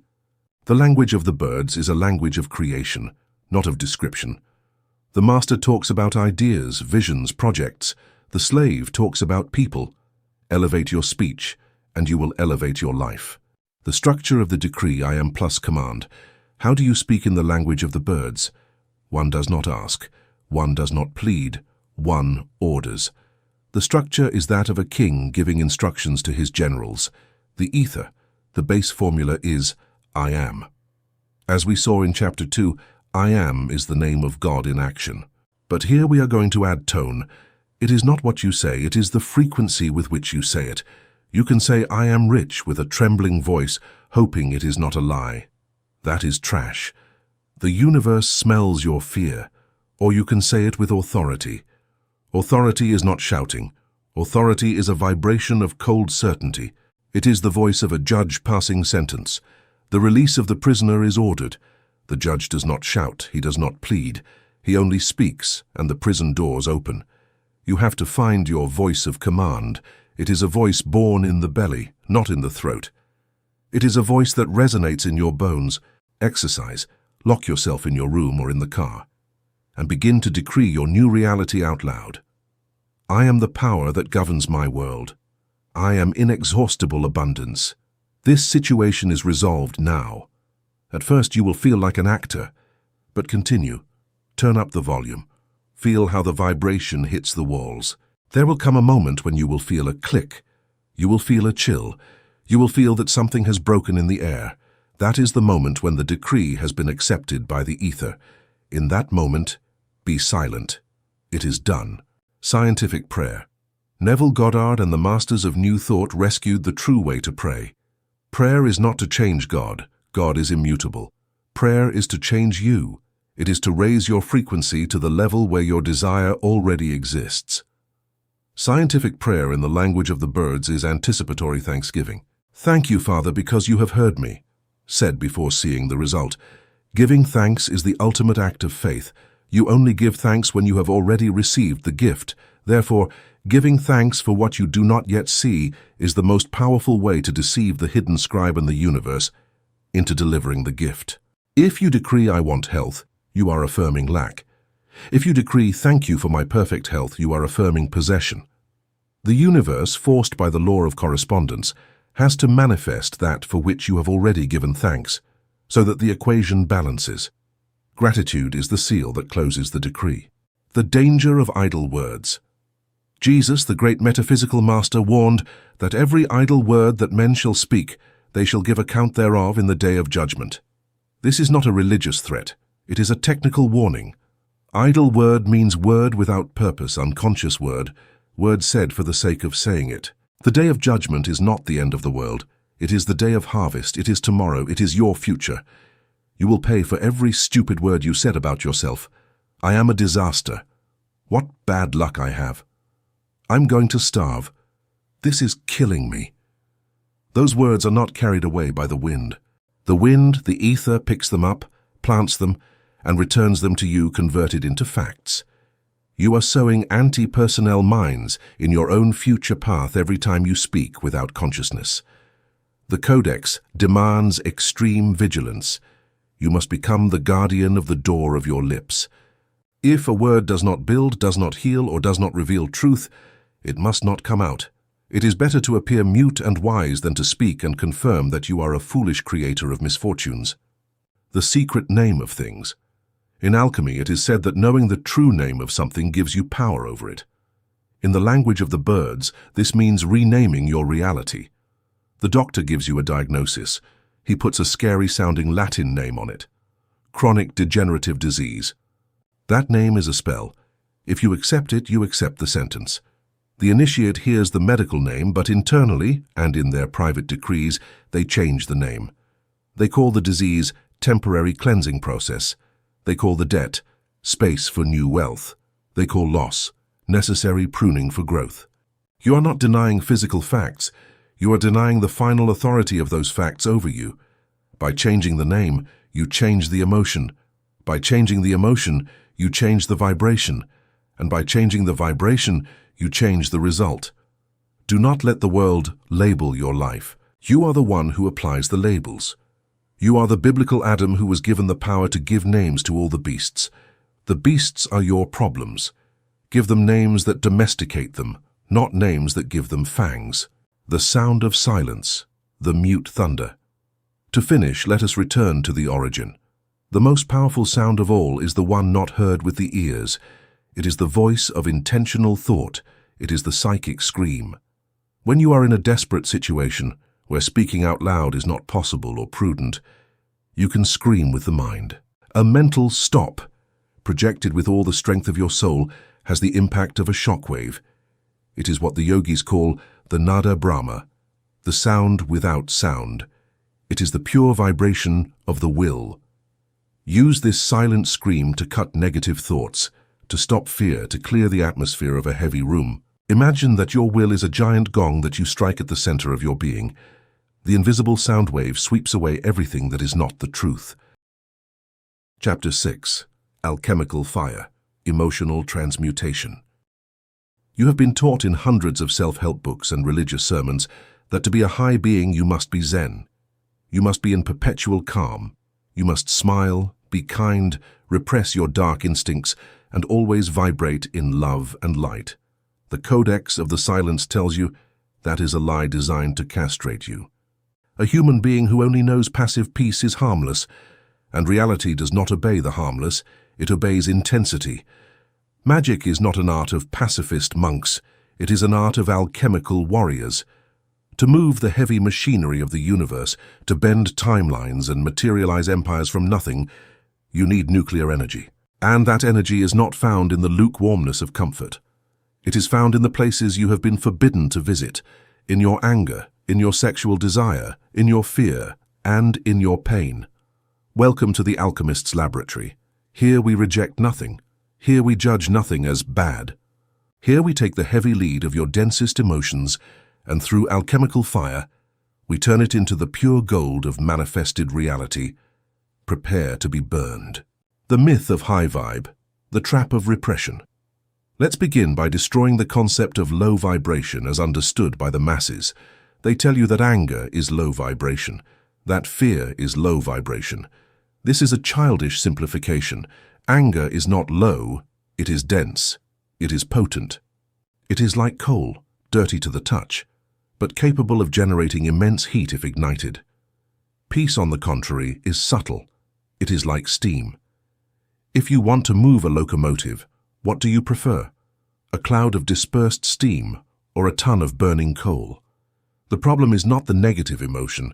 The problem is repression. Society has domesticated you. It has taught you that shouting is rude, that desiring sex is dirty, that crying is for the weak, and that having ambition is for the greedy. So you have taken all those volcanic forces and pushed them down into the basement of the hidden scribe. But physics is clear. Energy is neither created nor destroyed. What you repress does not disappear. It becomes shadow. Repressed anger becomes depression or illness. Repressed desire becomes perversion or neurosis. Repressed fear becomes chronic anxiety. The alchemist does not repress. The alchemist transmutes.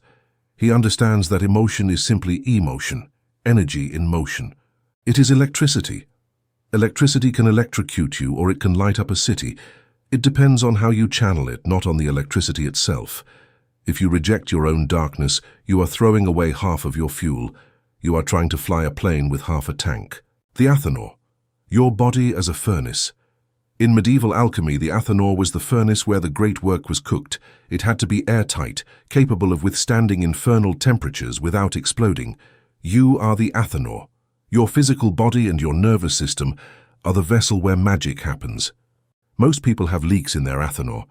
When they feel anger, they vomit it by shouting at someone, energy leak. When they feel desire, they waste it on pornography or disconnected sex, energy leak. When they feel pain, they numb it with alcohol, food, or distraction, energy blockage. Transmutation requires containment. You must learn to feel the emotion with brutal intensity, but without letting it escape through the usual channels. You must feel the fire burning you inside, and instead of opening the exhaust valve, you must use that pressure to push your desire toward the ether. Imagine a cannon. For the bullet to go far, the gunpowder must explode. The powder must explode in a closed space. If the cannon has holes, the force disperses, and the bullet falls 2 meters away. The silence we talked about in Chapter 5 is part of this containment, but now we are going to learn to use the 3 great forbidden fuels. Fuel 1, sacred anger, the power of enough. Anger is perhaps the most misunderstood emotion. We are taught that anger is destructive, and it is, if it is unconscious. But conscious anger is the force of revolution. Every great change in history and every great personal transformation begins with a moment of anger. The moment you say, enough. Enough of being poor, enough of this treatment, enough of this disease. That enough is not a soft complaint. It is a roar. It is a breaking of chains. Anger is the energy that sets limits. It is the energy that defines territory. Without anger, you have no borders. How is it used alchemically? When you feel the fury rising through your spine, do not launch it at the person who provoked it. That person is irrelevant. They are just the mailman who brought you the package of energy. Take the package. Feel the heat in your stomach. Feel your hands tighten, and now visualize your goal. Visualize the life you want, and use that fury to inject power into the image. Mentally say, with this force I destroy my poverty. With this force I build my empire. Anger is the propulsion fuel. It is what pulls you out of inertia. If you are depressed or stuck, you do not need peace, you need anger. You need to be indignant with your situation. Indignation is the first step toward dignity. The fire of anger burns the obstacles. Use it to demolish the walls that separate you from your desire. Fuel 2, Eros, Sexual Alchemy. Here we enter the most protected secret of the occult lodges, the arcanum of sexuality. Napoleon Hill dedicated a whole chapter to the mystery of sexual transmutation. Why? Because sexual energy is the most potent energy a human possesses. It is the only energy capable of creating life. It is nuclear. Society has taught you to treat sex as a toy, a vice, or a hygienic discharge. For the metaphysician, sex is the primal creative force. Sexual desire, libido, is not just an urge to copulate. It is the impulse of life to expand, to create, to conquer. When you feel sexual arousal, you are charged 100%. The average person seeks to discharge this immediately. The alchemist does something different. He learns to hold the charge. He learns to feel the desire pulsing in his veins. But instead of seeking immediate physical discharge, he elevates that energy. He directs that tension toward his brain, his project, his vision. An artist working with sexual frustration creates masterpieces. An entrepreneur who channels his libido into his business becomes magnetic and unstoppable. This does not mean forced celibacy. It means intention. It means that in the moment of climax, you must visualize your desire. The orgasm is a small death and a great birth. In that second of vacuum, whatever you have in your mind is imprinted on the ether with the force of an atomic explosion. If in that moment you think of your lack, you have lost the magic opportunity. But if in the instant of ecstasy you visualize your success or your health, you have fecundated the universe. You have used Eros to create reality, not just biology. Fuel 3, the dark night, the power of pain. The third fuel is the hardest to accept: pain, sadness, grief, despair. No one wants to feel this. We flee from it like the plague. But the Codex teaches us, pain is the chisel that carves the soul so it can fit more light. There is a type of manifestation that only occurs when you touch bottom, when you have nothing left to lose, when the ego has been completely broken. In that state of total surrender, a strange phenomenon occurs. Resistance disappears. The small self has been annihilated by pain, and what remains is crystalline clarity. Many millionaires became rich after total bankruptcy. Pain burns the silliness. It burns the superficiality. It makes you real. It makes you deep. The dark night of the soul is not a punishment. It is an initiation. It is the alchemical furnace burning the lead's impurities to leave only the gold. If you are going through deep pain, do not try to cheer up with cheap phrases.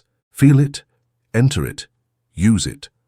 Tell the universe, take all my pain, all my tears, and use them as cement to build my new life. There is immense dignity in transmuted suffering. Pain gives you gravity. When someone who has suffered and overcome speaks, everyone listens. Their word has density.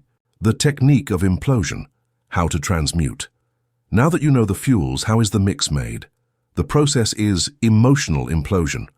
Most people live in explosion. The energy goes outward, shouting, crying. Transmutation is implosion. The energy goes inward and upward. Step 1. Locate the sensation. When the strong emotion arrives, stop. Do not act. Close your eyes. Locate where it is felt in the body. Is it a knot in the stomach, heat in the chest, tension in the throat? Stop calling it anger.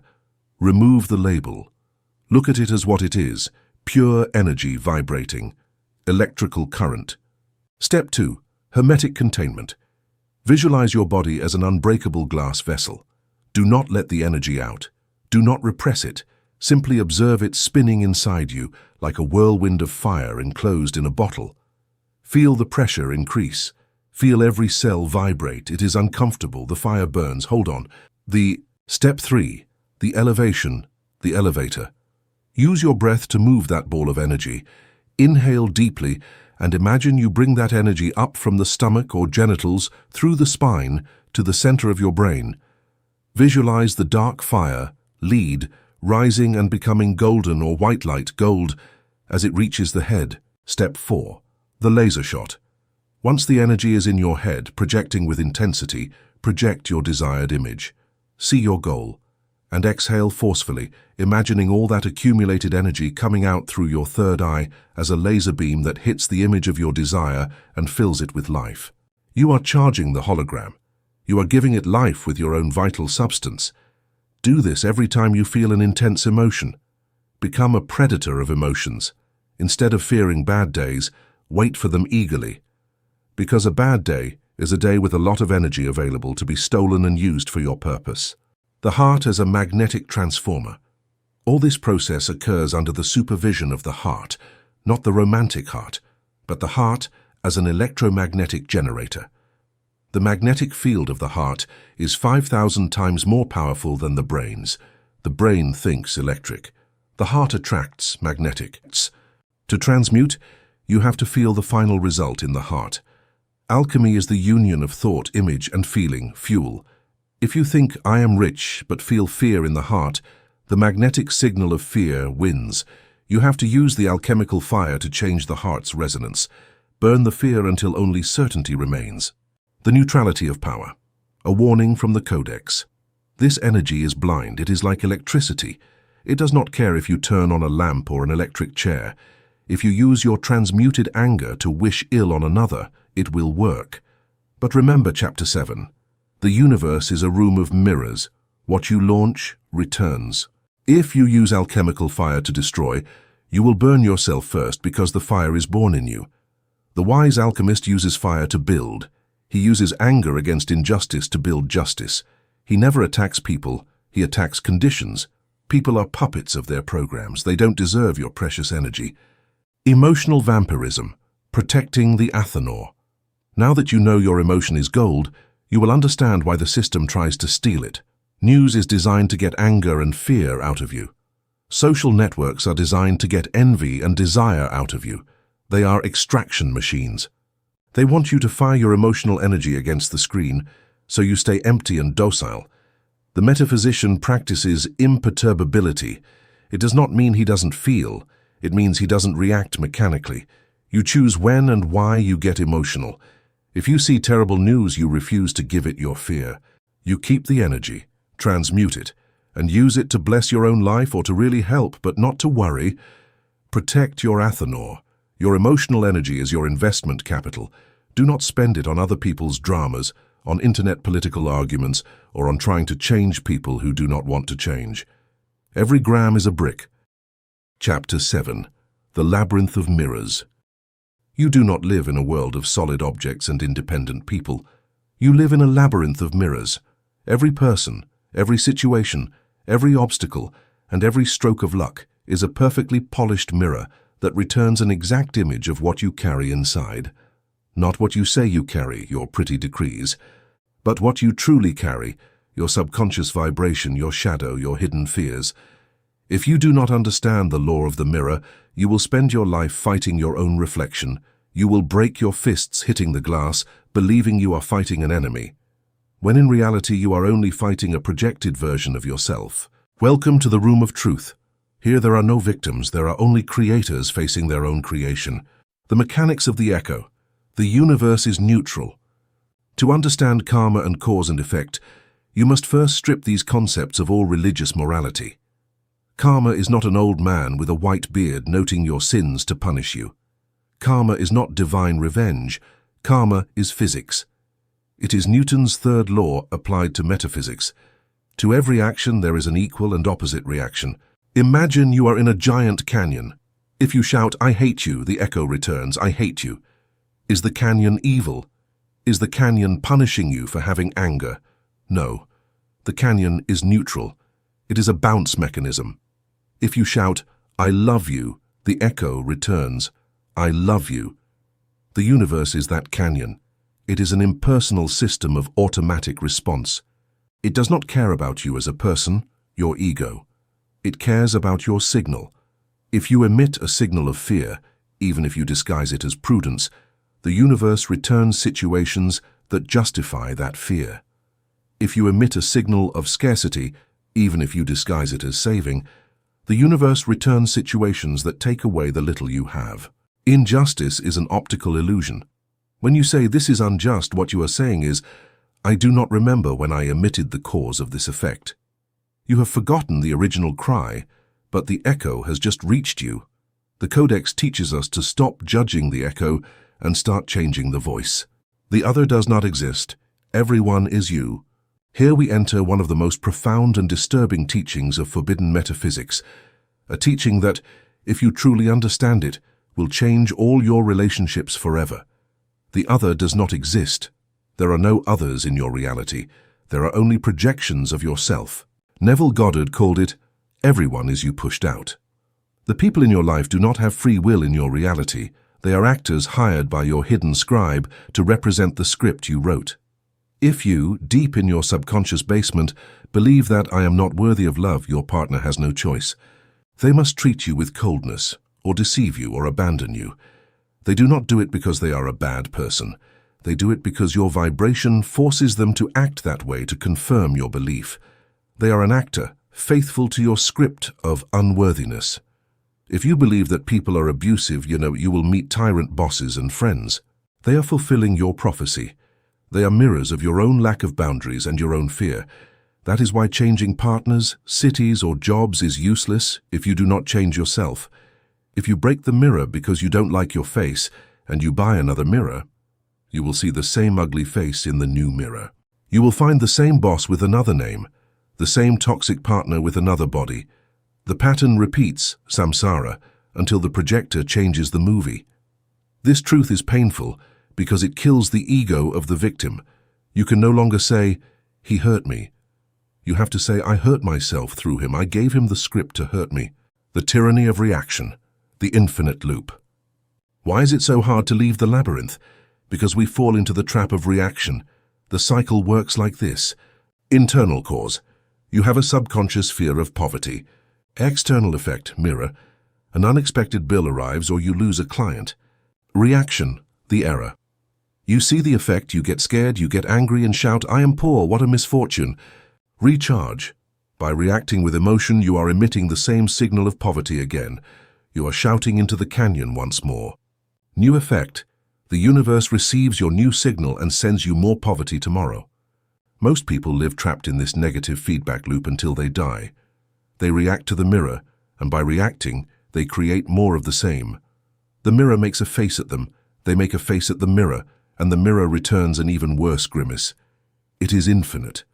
To break the mirror, you must stop reacting to the reflection. You must practice divine indifference. When the bill arrives, the effect of the past, do not react. Do not give it emotion. Pay it if you can or leave it there, but do not let your heart tremble. Look at it and say, this is an old echo. It is a dead shadow. It does not define me.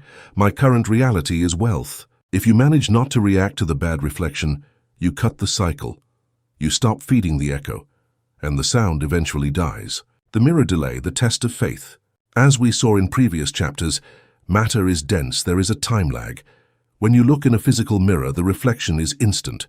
But in the mirror of reality, the reflection takes days, weeks, or months to adjust. You change your face today. You change your vibration to abundance. But the mirror keeps showing you poverty for a while. Why? Because it is the residual reflection of your face from yesterday. It is like the light of the stars. When you look at a star, you are seeing the light it emitted millions of years ago. Perhaps the star is already dead, but you still see it. Your current problems are dead stars. They are emanations of yourself from the past. The great mistake is looking at those problems and thinking, my change didn't work, I am still the same. False. Your change already worked in the causal plane, but the plane of effects takes time to purge the old image. The initiate in the Codex has the patience of the farmer. He knows he has planted the seed. He knows the seed is underground in the darkness. He does not dig it up every 5 minutes to see if it grows. He waters the earth with faith and emotion and waits, knowing the harvest is inevitable. You must ignore the current mirror in order to create the future mirror. The projected shadow, judgment. There is a quick way to know what you need to heal in yourself. Look at what irritates you most in others. If arrogant people deeply bother you, it is because you have a repressed arrogance in your shadow, or because you feel so small that their arrogance insults you, which is another form of ego. If lazy people bother you, it is because you do not allow yourself to rest and you judge yourself harshly. Carl Jung said, "What you deny submits you. What you accept transforms you." The outside world is a scanner of your inner world. When you judge someone, you are judging yourself. When you point a finger, 3 fingers point at you. Judgment is a confession. I hate thieves. I am afraid of losing, or I desire to have what is not mine. The master stops judging, not because he is holy, but because he is intelligent. He knows that judgment is a glue. What you judge, you stick to your reality. If you spend the day criticizing corrupt politicians, you are tuning into the frequency of corruption. You are inviting corruption into your life, perhaps not at a political level, but at a personal level. Someone will deceive you. To be free, you must let go of judgment. You must observe the world with clinical neutrality. Forgiveness as liberation technology. Here we reach the most powerful tool to clean the mirror, forgiveness. But not the religious, moralistic, and weak forgiveness they taught you. Forgive your enemies because it is for good Christians. No. The Codex teaches selfish and intelligent forgiveness. Forgiving is not saying what you did was okay. Forgiving is not reconciling with the abuser. Forgiving is releasing the thread. Resentment is a high-voltage cable that binds you to the person who hurt you. As long as you hate them, you are tied to them. Their energy flows to you and yours to them. You are giving them your life. You are drinking poison waiting for the other to die. Forgiving is cutting the cable. It is saying, I release you and I release myself. You are no longer the protagonist of my movie. I expel you from my script. Forgiveness is an act of mental hygiene. It cleans the mirror of the stain of the past so that it can reflect a new future. Without forgiveness, there is no future. There is only an eternally recycled past. If you want to manifest something new, you have to let go of the old. You cannot grab the gold if your hands are full of burning coal, resentment. The technique of revision, cleaning the rearview mirror. We return to Neville Goddard's technique, because in the labyrinth of mirrors it is vital. Sometimes the mirror shows you something so horrible that you cannot ignore it. An accident, a brutal argument, a diagnosis. It stays engraved on your retina and in your emotion. If you go to sleep with that image, the scribe will print it again. You must clean the rearview mirror. At the end of the day, review the events. If you had an argument with your boss, do not review it as it was. That is reinforcing the echo. Rewrite it. In your imagination, visualize that the boss congratulated you, or that the argument was resolved calmly. Senti the relief of that new version. Do it until your emotional memory changes. By doing this, you are hacking the mechanism of cause and effect. You are eliminating the cause, the negative memory, before it can generate more effects. You are cutting karma at the root. For the universe, what counts is the vibratory footprint you left in your mind. The mirror of abundance, the gratitude. If complaining perpetuates the mirror of scarcity, gratitude creates the mirror of abundance. But again, we talk about technical gratitude. It is not giving thanks for politeness. It is the recognition that you already have. When you thank, The mirror says, "Ah, this being is grateful, that means they have good things. I must reflect more good things." Gratitude is the multiplier. If you give thanks for the only dollar you have, the mirror multiplies that dollar. If you curse because I only have $1, the mirror takes that dollar away. To him who has gratitude, more will be given, and from him who has not, complaint. Even what he has will be taken away. This biblical sentence is a law of mirror physics. Search for evidence of what you want, however small. Do you want wealth? Do not look at the debts. Look at the coin you found on the street, and thank it as if it were $1,000,000. Do you want health? Do not look at the pain. Thank that your lungs breathe without effort. The loneliness of the Creator. Understanding the labyrinth of mirrors carries an existential loneliness at first. You realize that no one does anything to you. You realize that your parents, your friends, and your enemies were only reflections of your own states of consciousness at different moments in your life. You realize that you have always been talking to yourself. It is like entering a room full of people and suddenly turning on the light and seeing that there are only mirrors and mannequins. You are the only real being there. This can be scary. It is called solipsism. But the Codex tells you, do not stay in the fear. Move to the power. If you are the only one operating the machine, it means you have total control. No one can stop you. No one can block you. There is no competition. What is for you will find you because you are the magnet. This loneliness transforms into a deep connection with the all. Because if everyone is you, then you can love everyone as yourself. You no longer love out of need. Love me, please. You love out of recognition. I love you because you are me in another suit. Relationships cease to be battlefields and become sacred dances of self-discovery. Chapter 8. Eternity in an instant, breaking time. The last great lie, the final cage that keeps the sleeping god dreaming that he is a limited mortal, is linear time. You have been taught that life is a straight line. You are born at point A, walk toward point B, success, love, old age, and die at point C. You have been taught that the past is an immovable slab you carry on your back, and that the future is a promised land that you might, with luck and effort, reach one day. The Codex of the Silenced destroys this line. The ancient initiates, from the mysteries of Eleusis to the Lamas of Tibet, knew the truth. Time is not a line, it is a point. There is no before, there is no after. Only the eternal now exists. Everything that has occurred, everything that is occurring, and everything that will occur is happening simultaneously in this precise instant, in different frequencies of reality. If you manage to break the spell of the stopwatch, if you manage to step out of horizontality and enter verticality, you will stop waiting. And when you stop waiting, you begin to have. Welcome to the dimension where the clock stops and magic begins. The tyranny of Chronos, the illusion of the river. The Greeks had two words for time, a distinction that modernity has forgotten to its own misfortune. The first is Chronos. It is the time of the clock, sequential time, tick-tock, tick-tock.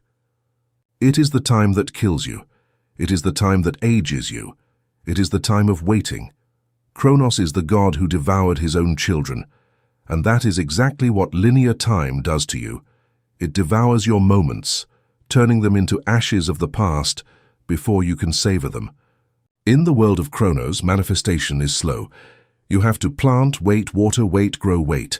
It is the world of delayed cause and effect, the time lag we spoke of in the previous chapter. The majority of humanity lives as slaves to Chronos. They live crushed by the guilt of what they did yesterday and the anxiety of what they will do tomorrow. They are never here. But another time exists. The time of magicians, poets, and gods. The Greeks called it kairos. It is the opportune time, the supreme moment. Kairos is not measured in minutes, it is measured in depth. In kairos, a second can last an eternity, as in a first kiss, or a car accident, or a deep meditation. In kairos, you do not move forward toward the future, you move inward toward the being. The Codex teaches us that to manifest impossible realities, we must abandon Chronos and inhabit Kairos. We must stop looking at the calendar and start looking at the frequency. Because in the dimension of the divine mind, 10 years of human effort can be compressed into a single instant of realization. The universe block. Everything already exists. Modern physics reluctantly has reached a conclusion that validates the Hermetic vision, the block universe. Imagine a loaf of bread. If you cut a slice, that is the present. But the rest of the loaf, the past and the future, is already baked. It already exists. Einstein said it. The distinction between past, present and future is only a stubbornly persistent illusion. This means that your successful, healthy and happy version is not something you have to build brick by brick in the future. It is a slice of bread that is already there in the cosmic block. It already exists, it is alive, it is breathing, it is enjoying that money and that health right now in a parallel frequency. You are not traveling toward your desire, you are tuning into your desire. It is like a radio.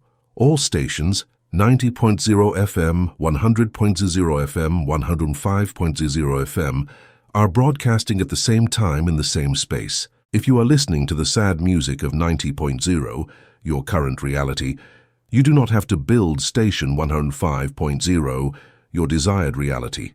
You just have to turn the dial. The time you take to manifest is not the time it takes the universe to create things. The universe is instantaneous. It is the time it takes you to let go of the old frequency and stabilize in the new one. The anxiety of the waiting room. Why do we suffer? Because we live in the mental waiting room. I will be happy when I have the house. I will feel secure when I have the money. I will love myself when I lose weight. That when is the death trap. By projecting your satisfaction into the future, you are declaring that in the present you are incomplete. And as the hidden scribe, chapter 4, only understands the present by saying, I want it tomorrow, the scribe notes, today he does not have it, today is lack. The forbidden metaphysics demands a logical death-defying leap. You must feel the satisfaction before the event occurs. You must leave the waiting room and enter the party room, even if the physical party has not started yet. This breaks linearity. If you feel gratitude now, the universe, confused, so to speak metaphorically, says, wait, this being is vibrating in gratitude and success, but his physical reality is poverty. This is a dissonance. I must correct the physical reality to match his vibration. You accelerated time. You brought the future to the present, collapsing the intermediate time, speaking with the future self, temporal theurgy. Here we present an advanced technique of the Codex. If time does not exist, and all versions of you are alive right now, you can communicate with them. You can speak with your future self. That self who already achieved what you are struggling to get. That self who already overcame the illness, who already paid the debts, who already wrote the book. He, she exists, and has a perspective that you do not have. For him, your current problem is only a distant memory. And, yes, I remember when I was worried about that, but everything turned out fine. Connection exercise. In a state of deep meditation, mental silence, visualize a bridge of light. On the other side of the bridge, you see your future self. Observe how he walks, how he dresses, how he smiles. Note his tranquility. It is not a fantasy. It is a real quantum connection. Ask him, how did you do it? What step did you take that I am not seeing?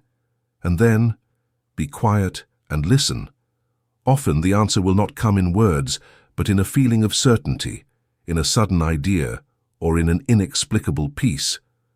By connecting with your future self, you are downloading his frequency. You are copying and pasting his state of consciousness into your current mind. You are allowing him to pull you upward, taking you out of the well of linear time. The more you talk to your future self, the faster you will become him. The time between you and him will collapse. The revision, healing the past self. But time not only traps us forward, it chains us backward. The past, the traumas, the mistakes, the guilt. If I hadn't done that, if they hadn't done that to me. The weight of personal history is the anchor that prevents the ship from sailing. The Codex gives us shocking news. The past is not fixed.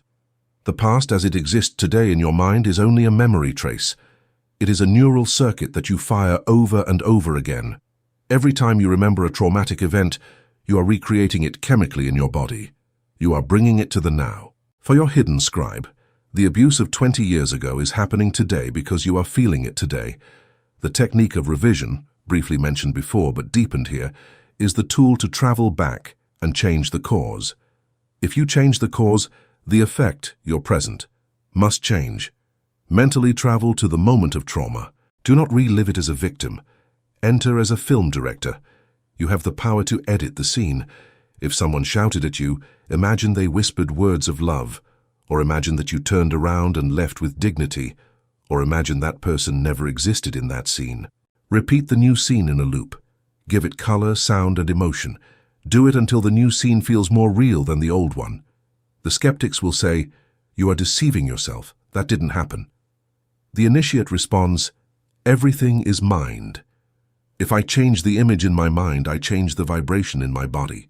And if I change my vibration, my future changes. What is more real? A memory that kills me or an imagination that saves me? By healing the past self, you release the energy that was trapped in the trauma. Suddenly you feel lighter. Chronic health problems disappear. Patterns of failure are broken. You have altered the timeline. You have returned to the future, your present being a new person. The quantum leap, changing lanes. Imagine time not as a single road, but as an infinite highway with millions of lanes. Each lane is a timeline. In lane 1, you are poor and die young. In lane 2, you are middle class and live quietly. In lane 3, you are a billionaire and you change the world. In lane 4, you are a famous artist. All lanes run parallel now. You are driving in lane 1. You look through the window and see the other lanes. The error is thinking that you have to accelerate a lot in lane 1 to reach the destination of lane 3. You cannot. Lane 1 only leads to the destination of lane 1. You do not need speed, effort in time. You need a steering swerve, change of state. The quantum leap is the act of changing lanes. You stop being the person who complains, lane 1, and you start being, thinking, feeling, and acting like the person in lane 3. You put on the suit of the rich self right now. You walk like him. You speak like him. You treat money like him, without fear. At first it will seem like you are pretending, but if you hold the frequency, the physical reality of lane 1 dissolves, and you start to see the signs of lane 3. New friends, new offers, strokes of luck. It wasn't luck, it was a change of track. Active patience, the art of not waiting. Here we reach the supreme paradox of the magician. You must have patience, but you must not wait. How do you swallow that? Waiting is a state of anxiety. When will it arrive? Why is it taking so long? That is doubt. Active patience is a state of certainty. It's coming, it's inevitable. Meanwhile, I enjoy my life. It is like a pregnant woman. She knows the baby is there. She doesn't take pregnancy tests every 5 minutes. She doesn't cry, asking if the baby is real. She prepares the room, she buys clothes, she takes care of herself. She is waiting, in the linear time of 9 months, but she is not waiting in the sense of doubt. She is already a mother. She already lives as a mother. The Codex asks you to live your desire with that mystical gestation. If you have decreed a successful business, do not sit to look at the phone with anguish. Prepare the room. Learn the skills you will need. Organize your life. Dress for success. Act as if success were inevitable. That attitude collapses time. It eliminates friction. The universe loves certainty and hates despair. To despair, it makes it wait eternally. To certainty, it opens the door immediately. The holy instant. The Course in Miracles, a modern text that channels ancient Gnostic truths, speaks of the holy instant. It is that moment, outside of time, where fear disappears and you remember who you are. It is a microsecond of enlightenment. You can invoke the holy instant in the middle of chaos. You are in an argument. You are in a traffic jam. You are in the hospital. The time chronos crushes you. Close your eyes. Breathe and say, "This moment is the only moment. The past has no power here. The future has no power here. I am eternal." Feel how the horizontal line stops and you enter verticality. You feel a sudden peace. The pressure disappears. From that point of stillness, the solution to the problem appears, because problems exist in time, cause-effect, but solutions exist in eternity, divine inspiration. To solve a problem created in time, you must step out of time. Einstein said, "A problem cannot be solved from the same level of consciousness that created it." Translated by the Codex, a temporal problem cannot be solved with temporal tools. You must use eternal tools. The death of when and how. The two fiercest guardians of the prison of time are two questions. When will it happen? How will it happen? These questions are traps of the ego. The when is a doubt about time. The how is a doubt about power. The initiate renounces the when and the how. Those are problems of the universe, the scribe, the ether. Your work, your only work, is the what, the desire, and the who, your identity. You define what you want and who you are. I am rich. And you let the great architect take care of the when and the how. If you try to control the how, I have to win the lottery or I have to get that specific promotion, you are limiting the universe to a single channel. You are operating in chronos. If you let go of the how, you allow kairos to act. The money can arrive from an inheritance, from an idea, from a gift, from a forgotten investment. The universe has paths that your logical, temporal mind cannot see. Renounce the control of time to gain the control of destiny. The memory of the future. Neuroscience has discovered that the brain does not distinguish between remembering the past and imagining the future. They use the same neural networks. For the brain, imagining is remembering something that has not physically happened yet. The Codex invites you to create memories of the future. Dedicate time each day to remember your success, not to dream it as something distant, but to remember it as something familiar. Ah, yes, I love the smell of my new car. I love how it feels to sign these contracts. Make it so familiar, so daily, so boring even, that your brain stops seeing it as a fantasy and starts treating it as a fait accompli. What is familiar to the mind manifests in life. What is extraordinary or distant to the mind stays far away. Bring the future to the neighborhood of the familiar. Become friends with your destiny. Chapter 9. The Fall of the Archons, Energetic Sovereignty. You should feel free, you should feel light. And yet, you feel it, don't you? You feel a viscous resistance. You feel that every time you try to rise, something pulls you down. You feel that the outside world suddenly becomes noisier, more chaotic and more demanding just when you decide to seek peace. It is not a coincidence, and it is not bad luck. It is the immune system of the matrix reacting to a virus. And the virus is you. You, who have decided to stop being a battery to become a creator. The ancient Gnostics, those rebel mystics who were persecuted to extinction in the first centuries of our era, left a terrifying warning. They left written in the Nag Hammadi codices, the material universe is not just a school, it is a farm. And on a farm, the livestock is not there to be happy. It is there to be milked. You are not at the top of the energetic food chain. There are things above you. Invisible entities, mechanical forces, soulless intelligences. They eat energy. They eat your fear. They eat your anger. They eat your insatiable desire. They eat your blind worship. They are the Archons, the rulers, and this chapter is your declaration of independence, the human farm, the food of the gods. To understand sovereignty, you must first understand slavery. Every living being needs to feed. Plants eat sunlight. Animals eat plants or other animals. What do the inorganic beings eat that inhabit the subtle dimensions surrounding the earth? They eat a substance that Robert Monroe called louche. Louche is distilled human emotional energy, but not just any emotion. Pure joy, unconditional love, and creative peace are frequencies too high, too light and volatile for these dense entities. They are like helium. They escape upward. The Archons need heavy emotions, dense emotions that stick to the ground. Suffering, terror, anguish, obsessive lust, fanaticism, war. That is their caviar. Look at the world around you. Look at the news. Look at the economic structure. Look at religions based on guilt. Look at the entertainment system based on violence and drama. Does it seem to you that the world is designed for human happiness? No. It is designed for the maximum generation of stress. The system is optimized to keep you in a constant state of alertness, sympathetic atonia, producing waves of adrenaline and cortisol, generating loosh to feed the Archons. When you wake up and look at your phone and see a terrible news item, you have just served breakfast. When you fight with your partner over a trifle and spend 3 days bitter, you have just served lunch. When you feel guilty for something you did 10 years ago, you have just served dinner. You are a rechargeable battery that is voluntarily emptying itself to keep a parasitic system alive. The egregores, the pendulums of power. Do not imagine the Archons as medieval demons with horns. That is folklore to scare children. In forbidden metaphysics, we understand the Archons as egregores or pendulums.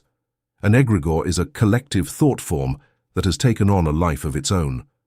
When millions of people focus on an idea, a religion, a political party, a soccer team, a disease, a crisis, they inject so much mental energy into that idea that it detaches and becomes an autonomous entity.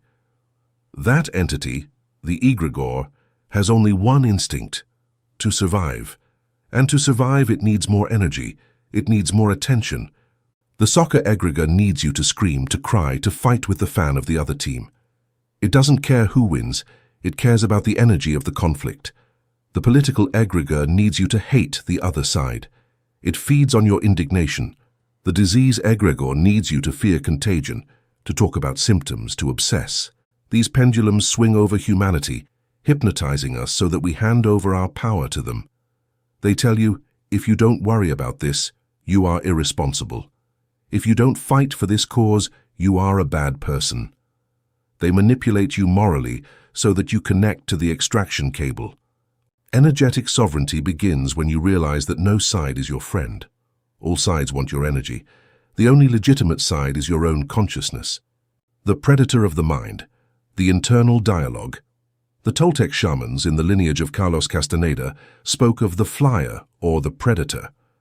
They said we have a foreign mind, a foreign installation. Have you ever wondered why your internal dialogue is so cruel? Why do you say things to yourself that you would never say to your enemy? You are a failure. You are fat. Nobody loves you. You are going to die alone. That voice is not you. That is the Archon whispering. It is the mental parasite. Its job is to keep you in a low vibration so that you are edible. If you start to feel good, to feel powerful, the parasite starves. So it throws an intrusive thought at you, a painful memory or a sudden doubt to take you down a notch and put you back on the menu. The first step of sovereignty is the dissociation of the voice. You must listen to your mind and say, that thought is not mine. I am the one who listens, not the one who speaks. That is an attempt at harvest. When you identify the voice of the predator, it loses its power. The parasite only works if you believe that he is you. If you see him as a parasite, you can stop feeding him. The strategy of invisibility, non-reaction. How do you defeat an Archon? How do you destroy an egregore? By fighting against it? No. If you fight against war, you generate anti-war energy, which is still conflict energy. The war egregore eats your hatred toward war and becomes stronger. If you fight against a disease, you give it reality. What you resist persists. The only way to win is to starve them. And their food is your emotional attention. Therefore, the supreme strategy of the Codex is divine indifference, to become transparent, to become invisible. If you see terrifying news, do not react. Look at it like someone watching it rain. Ah, it's raining fear today, interesting. But do not get wet. Do not let it enter your heart. If someone insults you, do not react. The insult is a hook to pull your energy. If you do not bite the hook, the fisherman leaves. If the pendulum pushes you and you are empty, the pendulum passes through the void and loses inertia. This grey rock attitude, being boring to predators, is your shield. For the system, you are dangerous because you are fireproof. They cannot provoke you. They cannot scare you. They cannot seduce you. You are owner of your attention. The contract of consent, the revocation. In universal law, there is a rule that even the Archons must respect. Free will. They cannot steal energy from you without your consent. The trick is that they obtain your consent through deception, coercion, or tacit contract. They make you believe you must suffer. They make you believe that it is normal to be afraid, and you say yes unconsciously. The Codex teaches you the ritual of revocation. It is a cosmic legal act. You must stand in the center of your being in deep meditation or out loud and declare, "I, your name, here and now revoke and annul any contract, pact or agreement that I have made, consciously or unconsciously, in this life or any other, with any entity, system or egregore that does not serve my highest good and sovereignty. I do not consent to be food. I do not consent to useless suffering. I do not consent to the manipulation of fear. I declare my energetic space as sovereign territory. I close my doors to everything that is not love, truth, and freedom. So it is, and so it shall be." Feel how the chains break. Feel how the puppet strings are cut. You might feel a dizziness, a heat, or a chill. It is the disconnection from the central system. From this moment on, you are no longer livestock. You are a free being walking through the farm. The organic vampires, portal people. Sometimes the Archons do not attack directly from the mental plane. They use biological agents. They use people. The Codex calls them organic vampires, or portals. They are those people, sometimes relatives or friends, who have the supernatural ability to leave you exhausted in 5 minutes. Dramatic people, narcissists, eternal victims, aggressive people. They are people who have lost their connection with the divine source. Their sleeping god is in a deep coma, and to survive, they need to steal the energy of others. They are plugs looking for a socket, and you are a very attractive battery. When you start to wake up, these vampires will draw closer. They will feel your glow. They will try to provoke you, make you feel guilty, or drag you into their dramas. It is not personal. It is hunger. Your duty as a sovereign is to close the door. You cannot save them by giving them your energy. If you give them your blood, you only make them more dependent and you weaken yourself. Compassion does not mean self-destruction. You must establish boundaries of steel. No. I am not going to talk about this. I'm leaving. The no is the magic word of protection. A no said without guilt is an impenetrable shield. The guilt, the master shackle. Of all the control tools of the Archons, the most efficient, the stickiest, and the most paralyzing is guilt. Guilt is the tax you pay for existing. Religions told you that you were born with original sin, guilt for being born. Society tells you that you are guilty for not being productive enough, or handsome enough, or good enough. Family tells you that you are guilty if you do not meet their expectations. Guilt is a mechanism of infinite debt. You owe something, and because you owe, you have to pay with your suffering. The Archon feeds on your remorse. The Codex declares guilt is a lie. You do not owe anyone anything. Your existence needs no justification. The God that you are is innocent. It has always been. Past mistakes were learning experiences, not eternal crimes. The only way to repair a mistake is to do it better now, not to flagellate yourself for what happened yesterday. Self-flagellation is masturbation for demons. Drop the whip. Forgive yourself radically. A being that does not feel guilty is unmanipulable. They cannot be blackmailed. The silence of the system. The grey zone. When you cut the strings, when you stop reacting, when you revoke the contracts, something strange happens. You enter the grey zone. The system stops seeing you.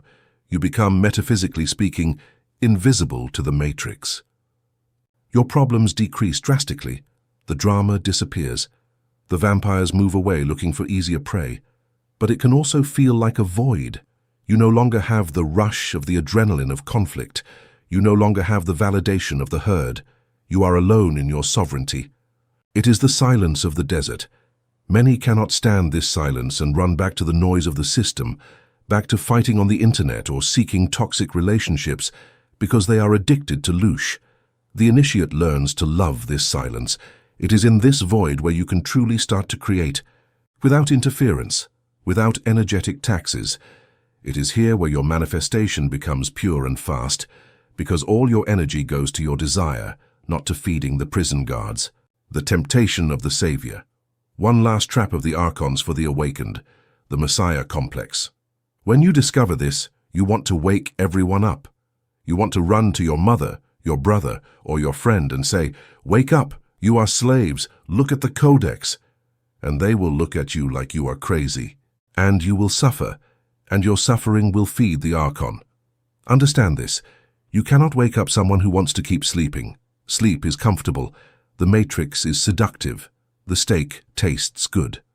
Respecting the free will of others includes respecting their right to be victims. Respecting their right to suffer. It sounds harsh, but it is the law. If you try to wake someone up by force, you are violating their sovereignty. You become an enlightened tyrant. The best way to wake others up is not to shout in their ear. It is to shine.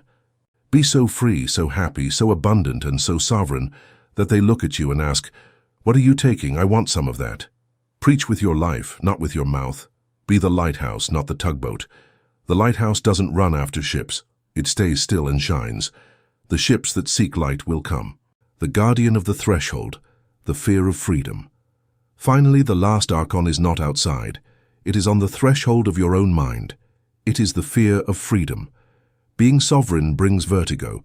It means there is no safety net. It means that if you fall, you pick yourself up. It means you cannot blame the government or your parents or the economy or the devil. You are God in your universe. That vertigo is the last test. If you can look into the abyss of your own infinite responsibility and smile, you have won. The Archons withdraw. They cannot touch a sovereign. They become mere background shadows, irrelevant, like flies that buzz but do not bite. Chapter 10. The Door of No Return, Conscious Immortality. The system, the matrix, the Archons, has many tools of control: money, status, pleasure. But its master tool, the whip with which it keeps the herd inside the pen, is the fear of death.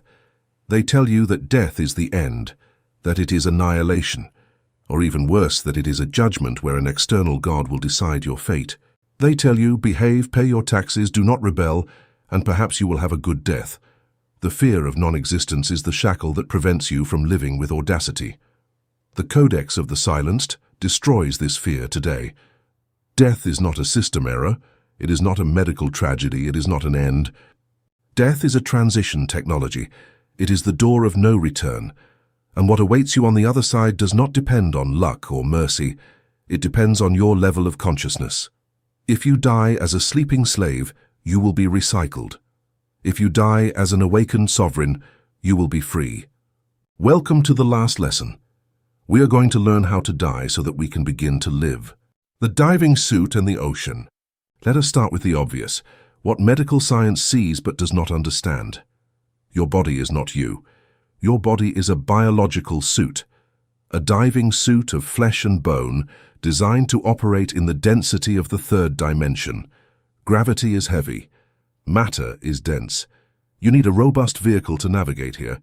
When a diver goes down into the depths of the ocean, they need a heavy suit with lead and oxygen hoses. While underwater, the diver seems clumsy, slow, and heavy. But when the mission ends, the diver rises to the surface. They take off the helmet, they take off the lead, and suddenly they breathe pure air. They move with freedom. They remember they are not a marine creature, they are a creature of the surface. Death is simply the act of taking off the diving suit. The problem is that most human beings have spent so much time underwater that they believe they are the suit.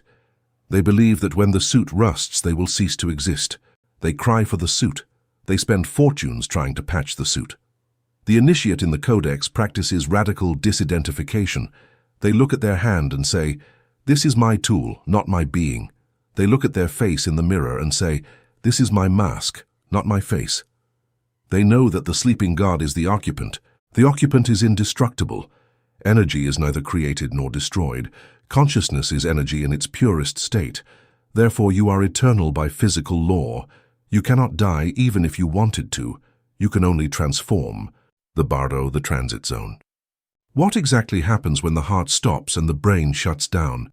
Tibetan traditions and Hermetic teachings coincide with modern accounts of near-death experiences, NDE. There is no black. There is no nothing. On the contrary, there is too much. When the filter of the brain breaks, total reality floods your perception. You see colors that do not exist on Earth. You hear musics that are pure mathematics. You feel an infinite expansion. You realize you have been living in a dark room and someone just turned on the sun.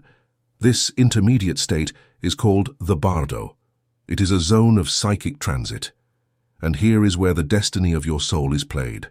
Because the bardo is mental, in the bardo your thoughts manifest instantaneously. There is no time lag. If you die with fear, you will see monsters. If you die with religious guilt, you will see demons or judges. If you die with attachment to matter, you will remain trapped as a ghost, unable to let go. That is why the work of the Codex is vital now. You must clean your mind before dying. If your hidden scribe is full of trash, your experience in the bardo will be a hallucinatory nightmare. If you have mastered your mind, the bardo will be a playground. You will navigate death with the same authority you navigated life. The white light trap, the recycling. Here we enter the darkest secret of Gnosticism. A secret that challenges the New Age narrative of going toward the light. It is said that, upon dying, a tunnel appears with a bright and loving white light at the end. Often, you see deceased relatives or religious figures calling you with love. They tell you, "You'll come, my child, you have suffered much, come rest." And they tell you, "But you still have lessons to learn.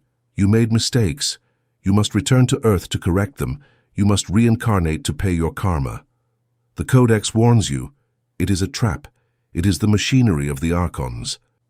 The external white light is a memory-erasing device.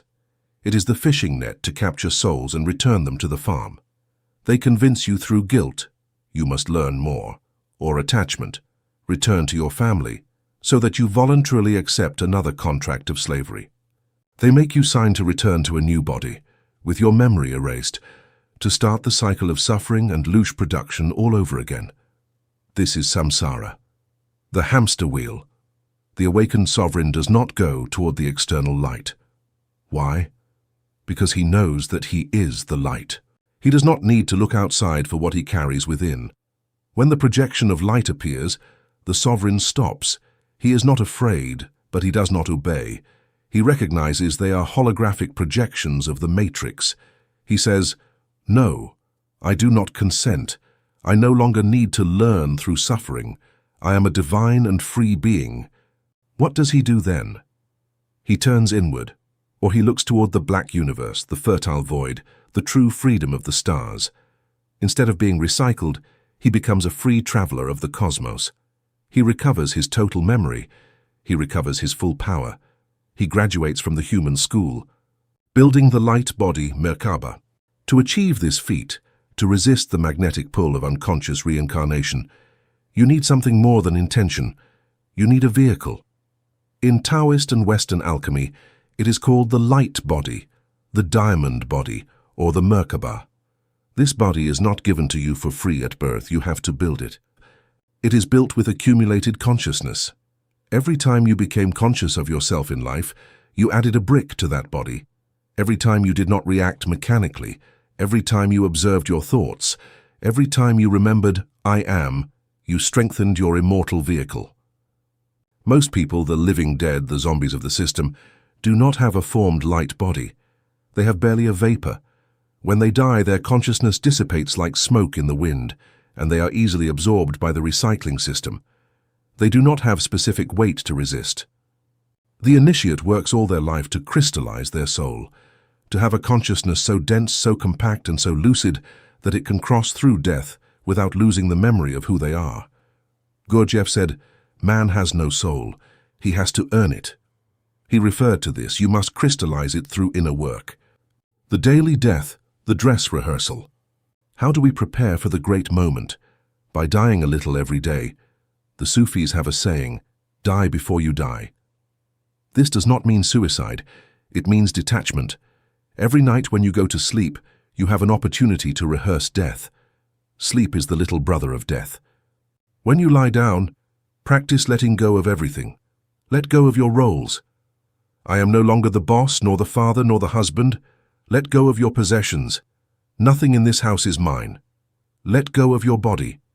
This vehicle stays here turned off. Enter the sleep naked, only as pure consciousness. If you can fall asleep every night with total detachment, without clinging to the problems of the day, you will be training the muscle of death. When real death arrives, you will not feel panic. You will feel familiarity. You will say, "Ah, yes, I know this feeling. It is time to let go of the load. What a relief. The panic at the moment of death comes from the ego trying to grab the furniture while the ship is sinking. If you have already let go of the furniture before the ship sinks, you float. The vibratory legacy, what remains? As you prepare to depart, a question arises. What do you leave here? The system tells you to leave money, statues, children, or books, but the Codex says, the only thing you leave is your vibratory signature. Every thought, every emotion, and every act you have had has left a trace in the ether of the earth. You have modified the fabric of reality. If you lived with fear, you have left a stain of fear that will affect those who come after. If you lived as a sovereign, you have left an open door. You have left a trail of fire that others can follow. The great masters did not leave physical empires. They left a vibration so high that, thousands of years later, we can still tune into it and use it to rise. Your mission is not to be famous. Your mission is to raise the frequency of your local environment. If you manage to heal your own mind, you are healing the collective mind of humanity, because we are all connected in the subconscious. Your liberation is a public service. Your awakening facilitates the awakening of others. The paradox of immortality. You already are that. Here we reach the great cosmic joke, the final revelation. You have spent this whole book and perhaps your whole life looking for how to be immortal, how to be divine, how to be powerful. But the truth is that you have never been anything else. What dies is the character. John will die. Mary will die. Their stories, their dramas, their diseases will dissolve into the dust. But you, the observer, the silent witness, the I am, were never born. You were not born when your mother gave birth to you. That was only the avatar entering the server. You existed before the Big Bang, and you will exist when the last star goes out. You are the space in which things happen. You cannot die because you are not a thing. Things are born and die. The space that contains them is eternal. Enlightenment is simply the moment the wave realizes it is water. The wave can break against the rock and disappear as a form, but the water remains water. You do not have to earn immortality. You have to realize it. You have to stop identifying with the form, the wave, and start identifying with the substance, the ocean. What will you do now? Will you go back to sleep? Will you go back to worrying about the news, about money, about the opinion of neighbors? It is hard to go back to sleep when you have seen the sunrise, but you cannot flee the world either. You still have the suit on. You are still in the game. The final challenge is to be in the world but not of the world. Playing the game with passion but knowing it is a game. Loving with intensity but without attachment. Building empires but knowing they are sandcastles. Laughing when the drama hits you because you know it is just a movie scene. Become an infiltrator, an agent of the spirit in the territory of matter. Walk through the streets with your secret. Look people in the eyes and see the sleeping God in them, even if they do not see it. Be the error in the system. Be the anomaly. Be the virus of freedom. You do not need to convince anyone. Your mere presence, vibrating in sovereignty, cracks the matrix around you. Where you step, fear loses power. Where you speak, the lie wavers. Conclusion: the new Hermeticist. The file is closed. The last page has been read. Silence once again fills the room. You have spent the last few hours receiving a download of information that has been persecuted, hidden, and feared for millennia. You have looked behind the veil of Maya. You have seen the gears of the matrix. You have recognized the voice of the hidden scribe and felt the heat of the alchemical fire. Now you face the most dangerous moment of this entire process. The danger is not the Archons.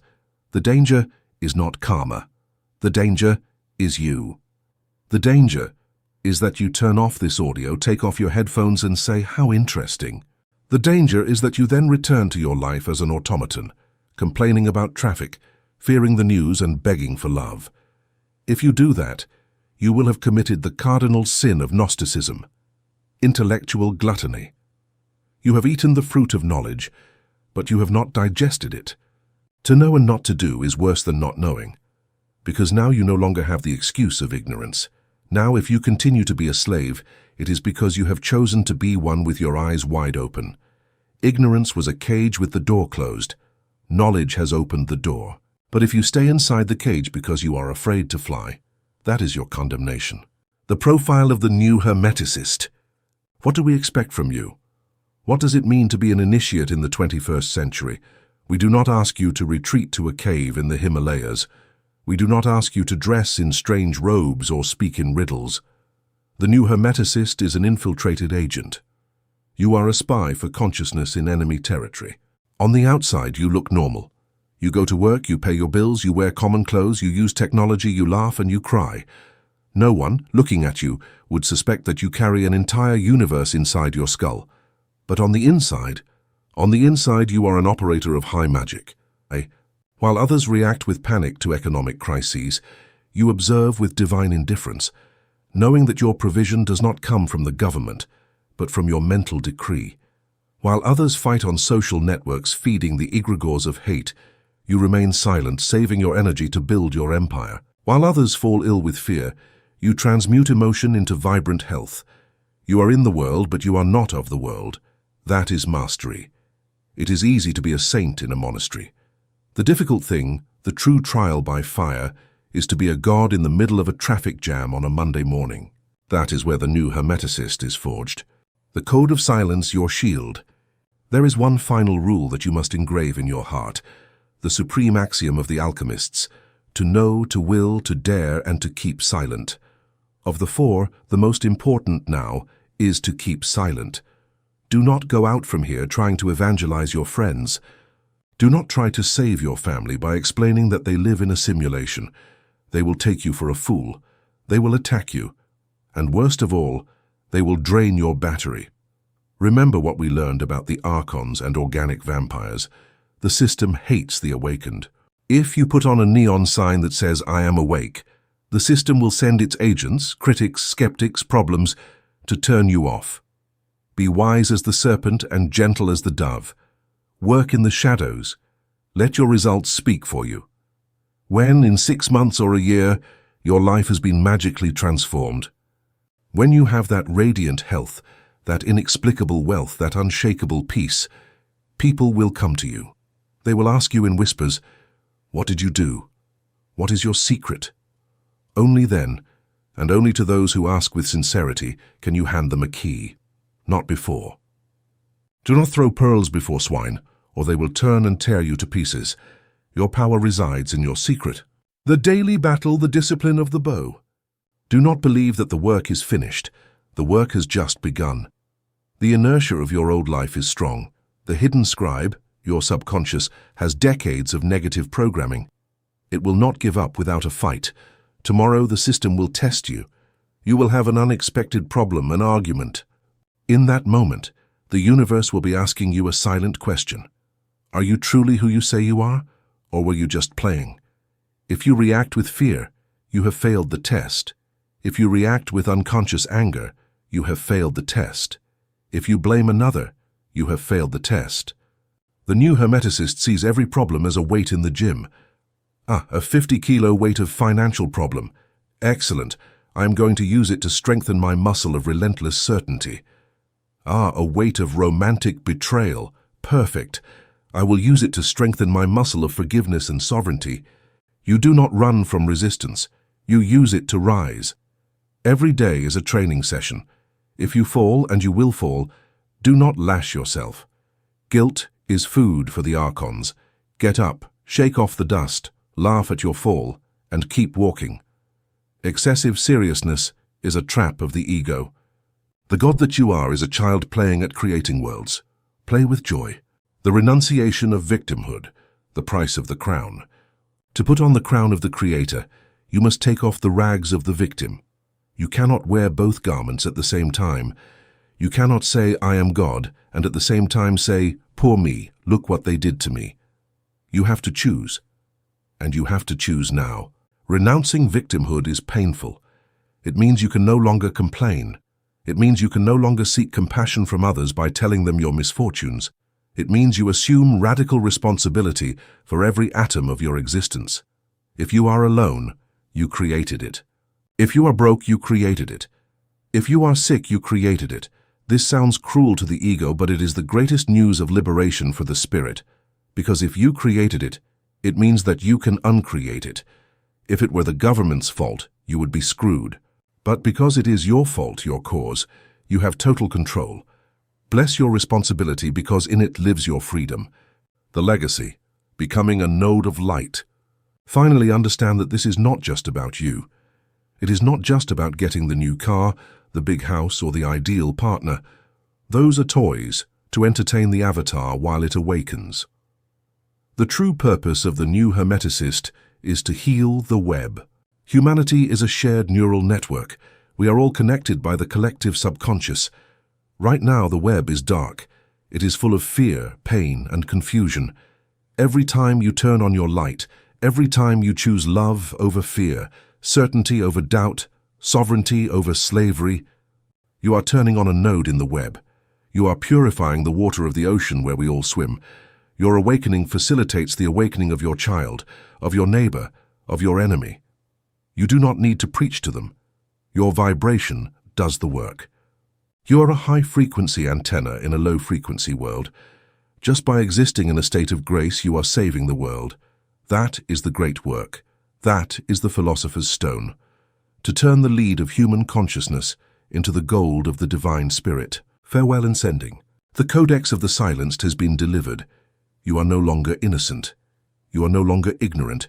You are an initiate. Now get up from wherever you are. Look around you. Look at that chair. Look at that wall. Look at your hand. Realize that everything is mind. Everything is frozen light. Feel the power pulsing in your chest, waiting for an order. Feel the ancestors, the magicians, the witches, and the alchemists who died so that this information would reach your ears today. They are behind you, in line, smiling. They are passing you the torch. Do not let it fall. Go out there, ignore appearances, laugh at fate, bend reality. Decree your truth.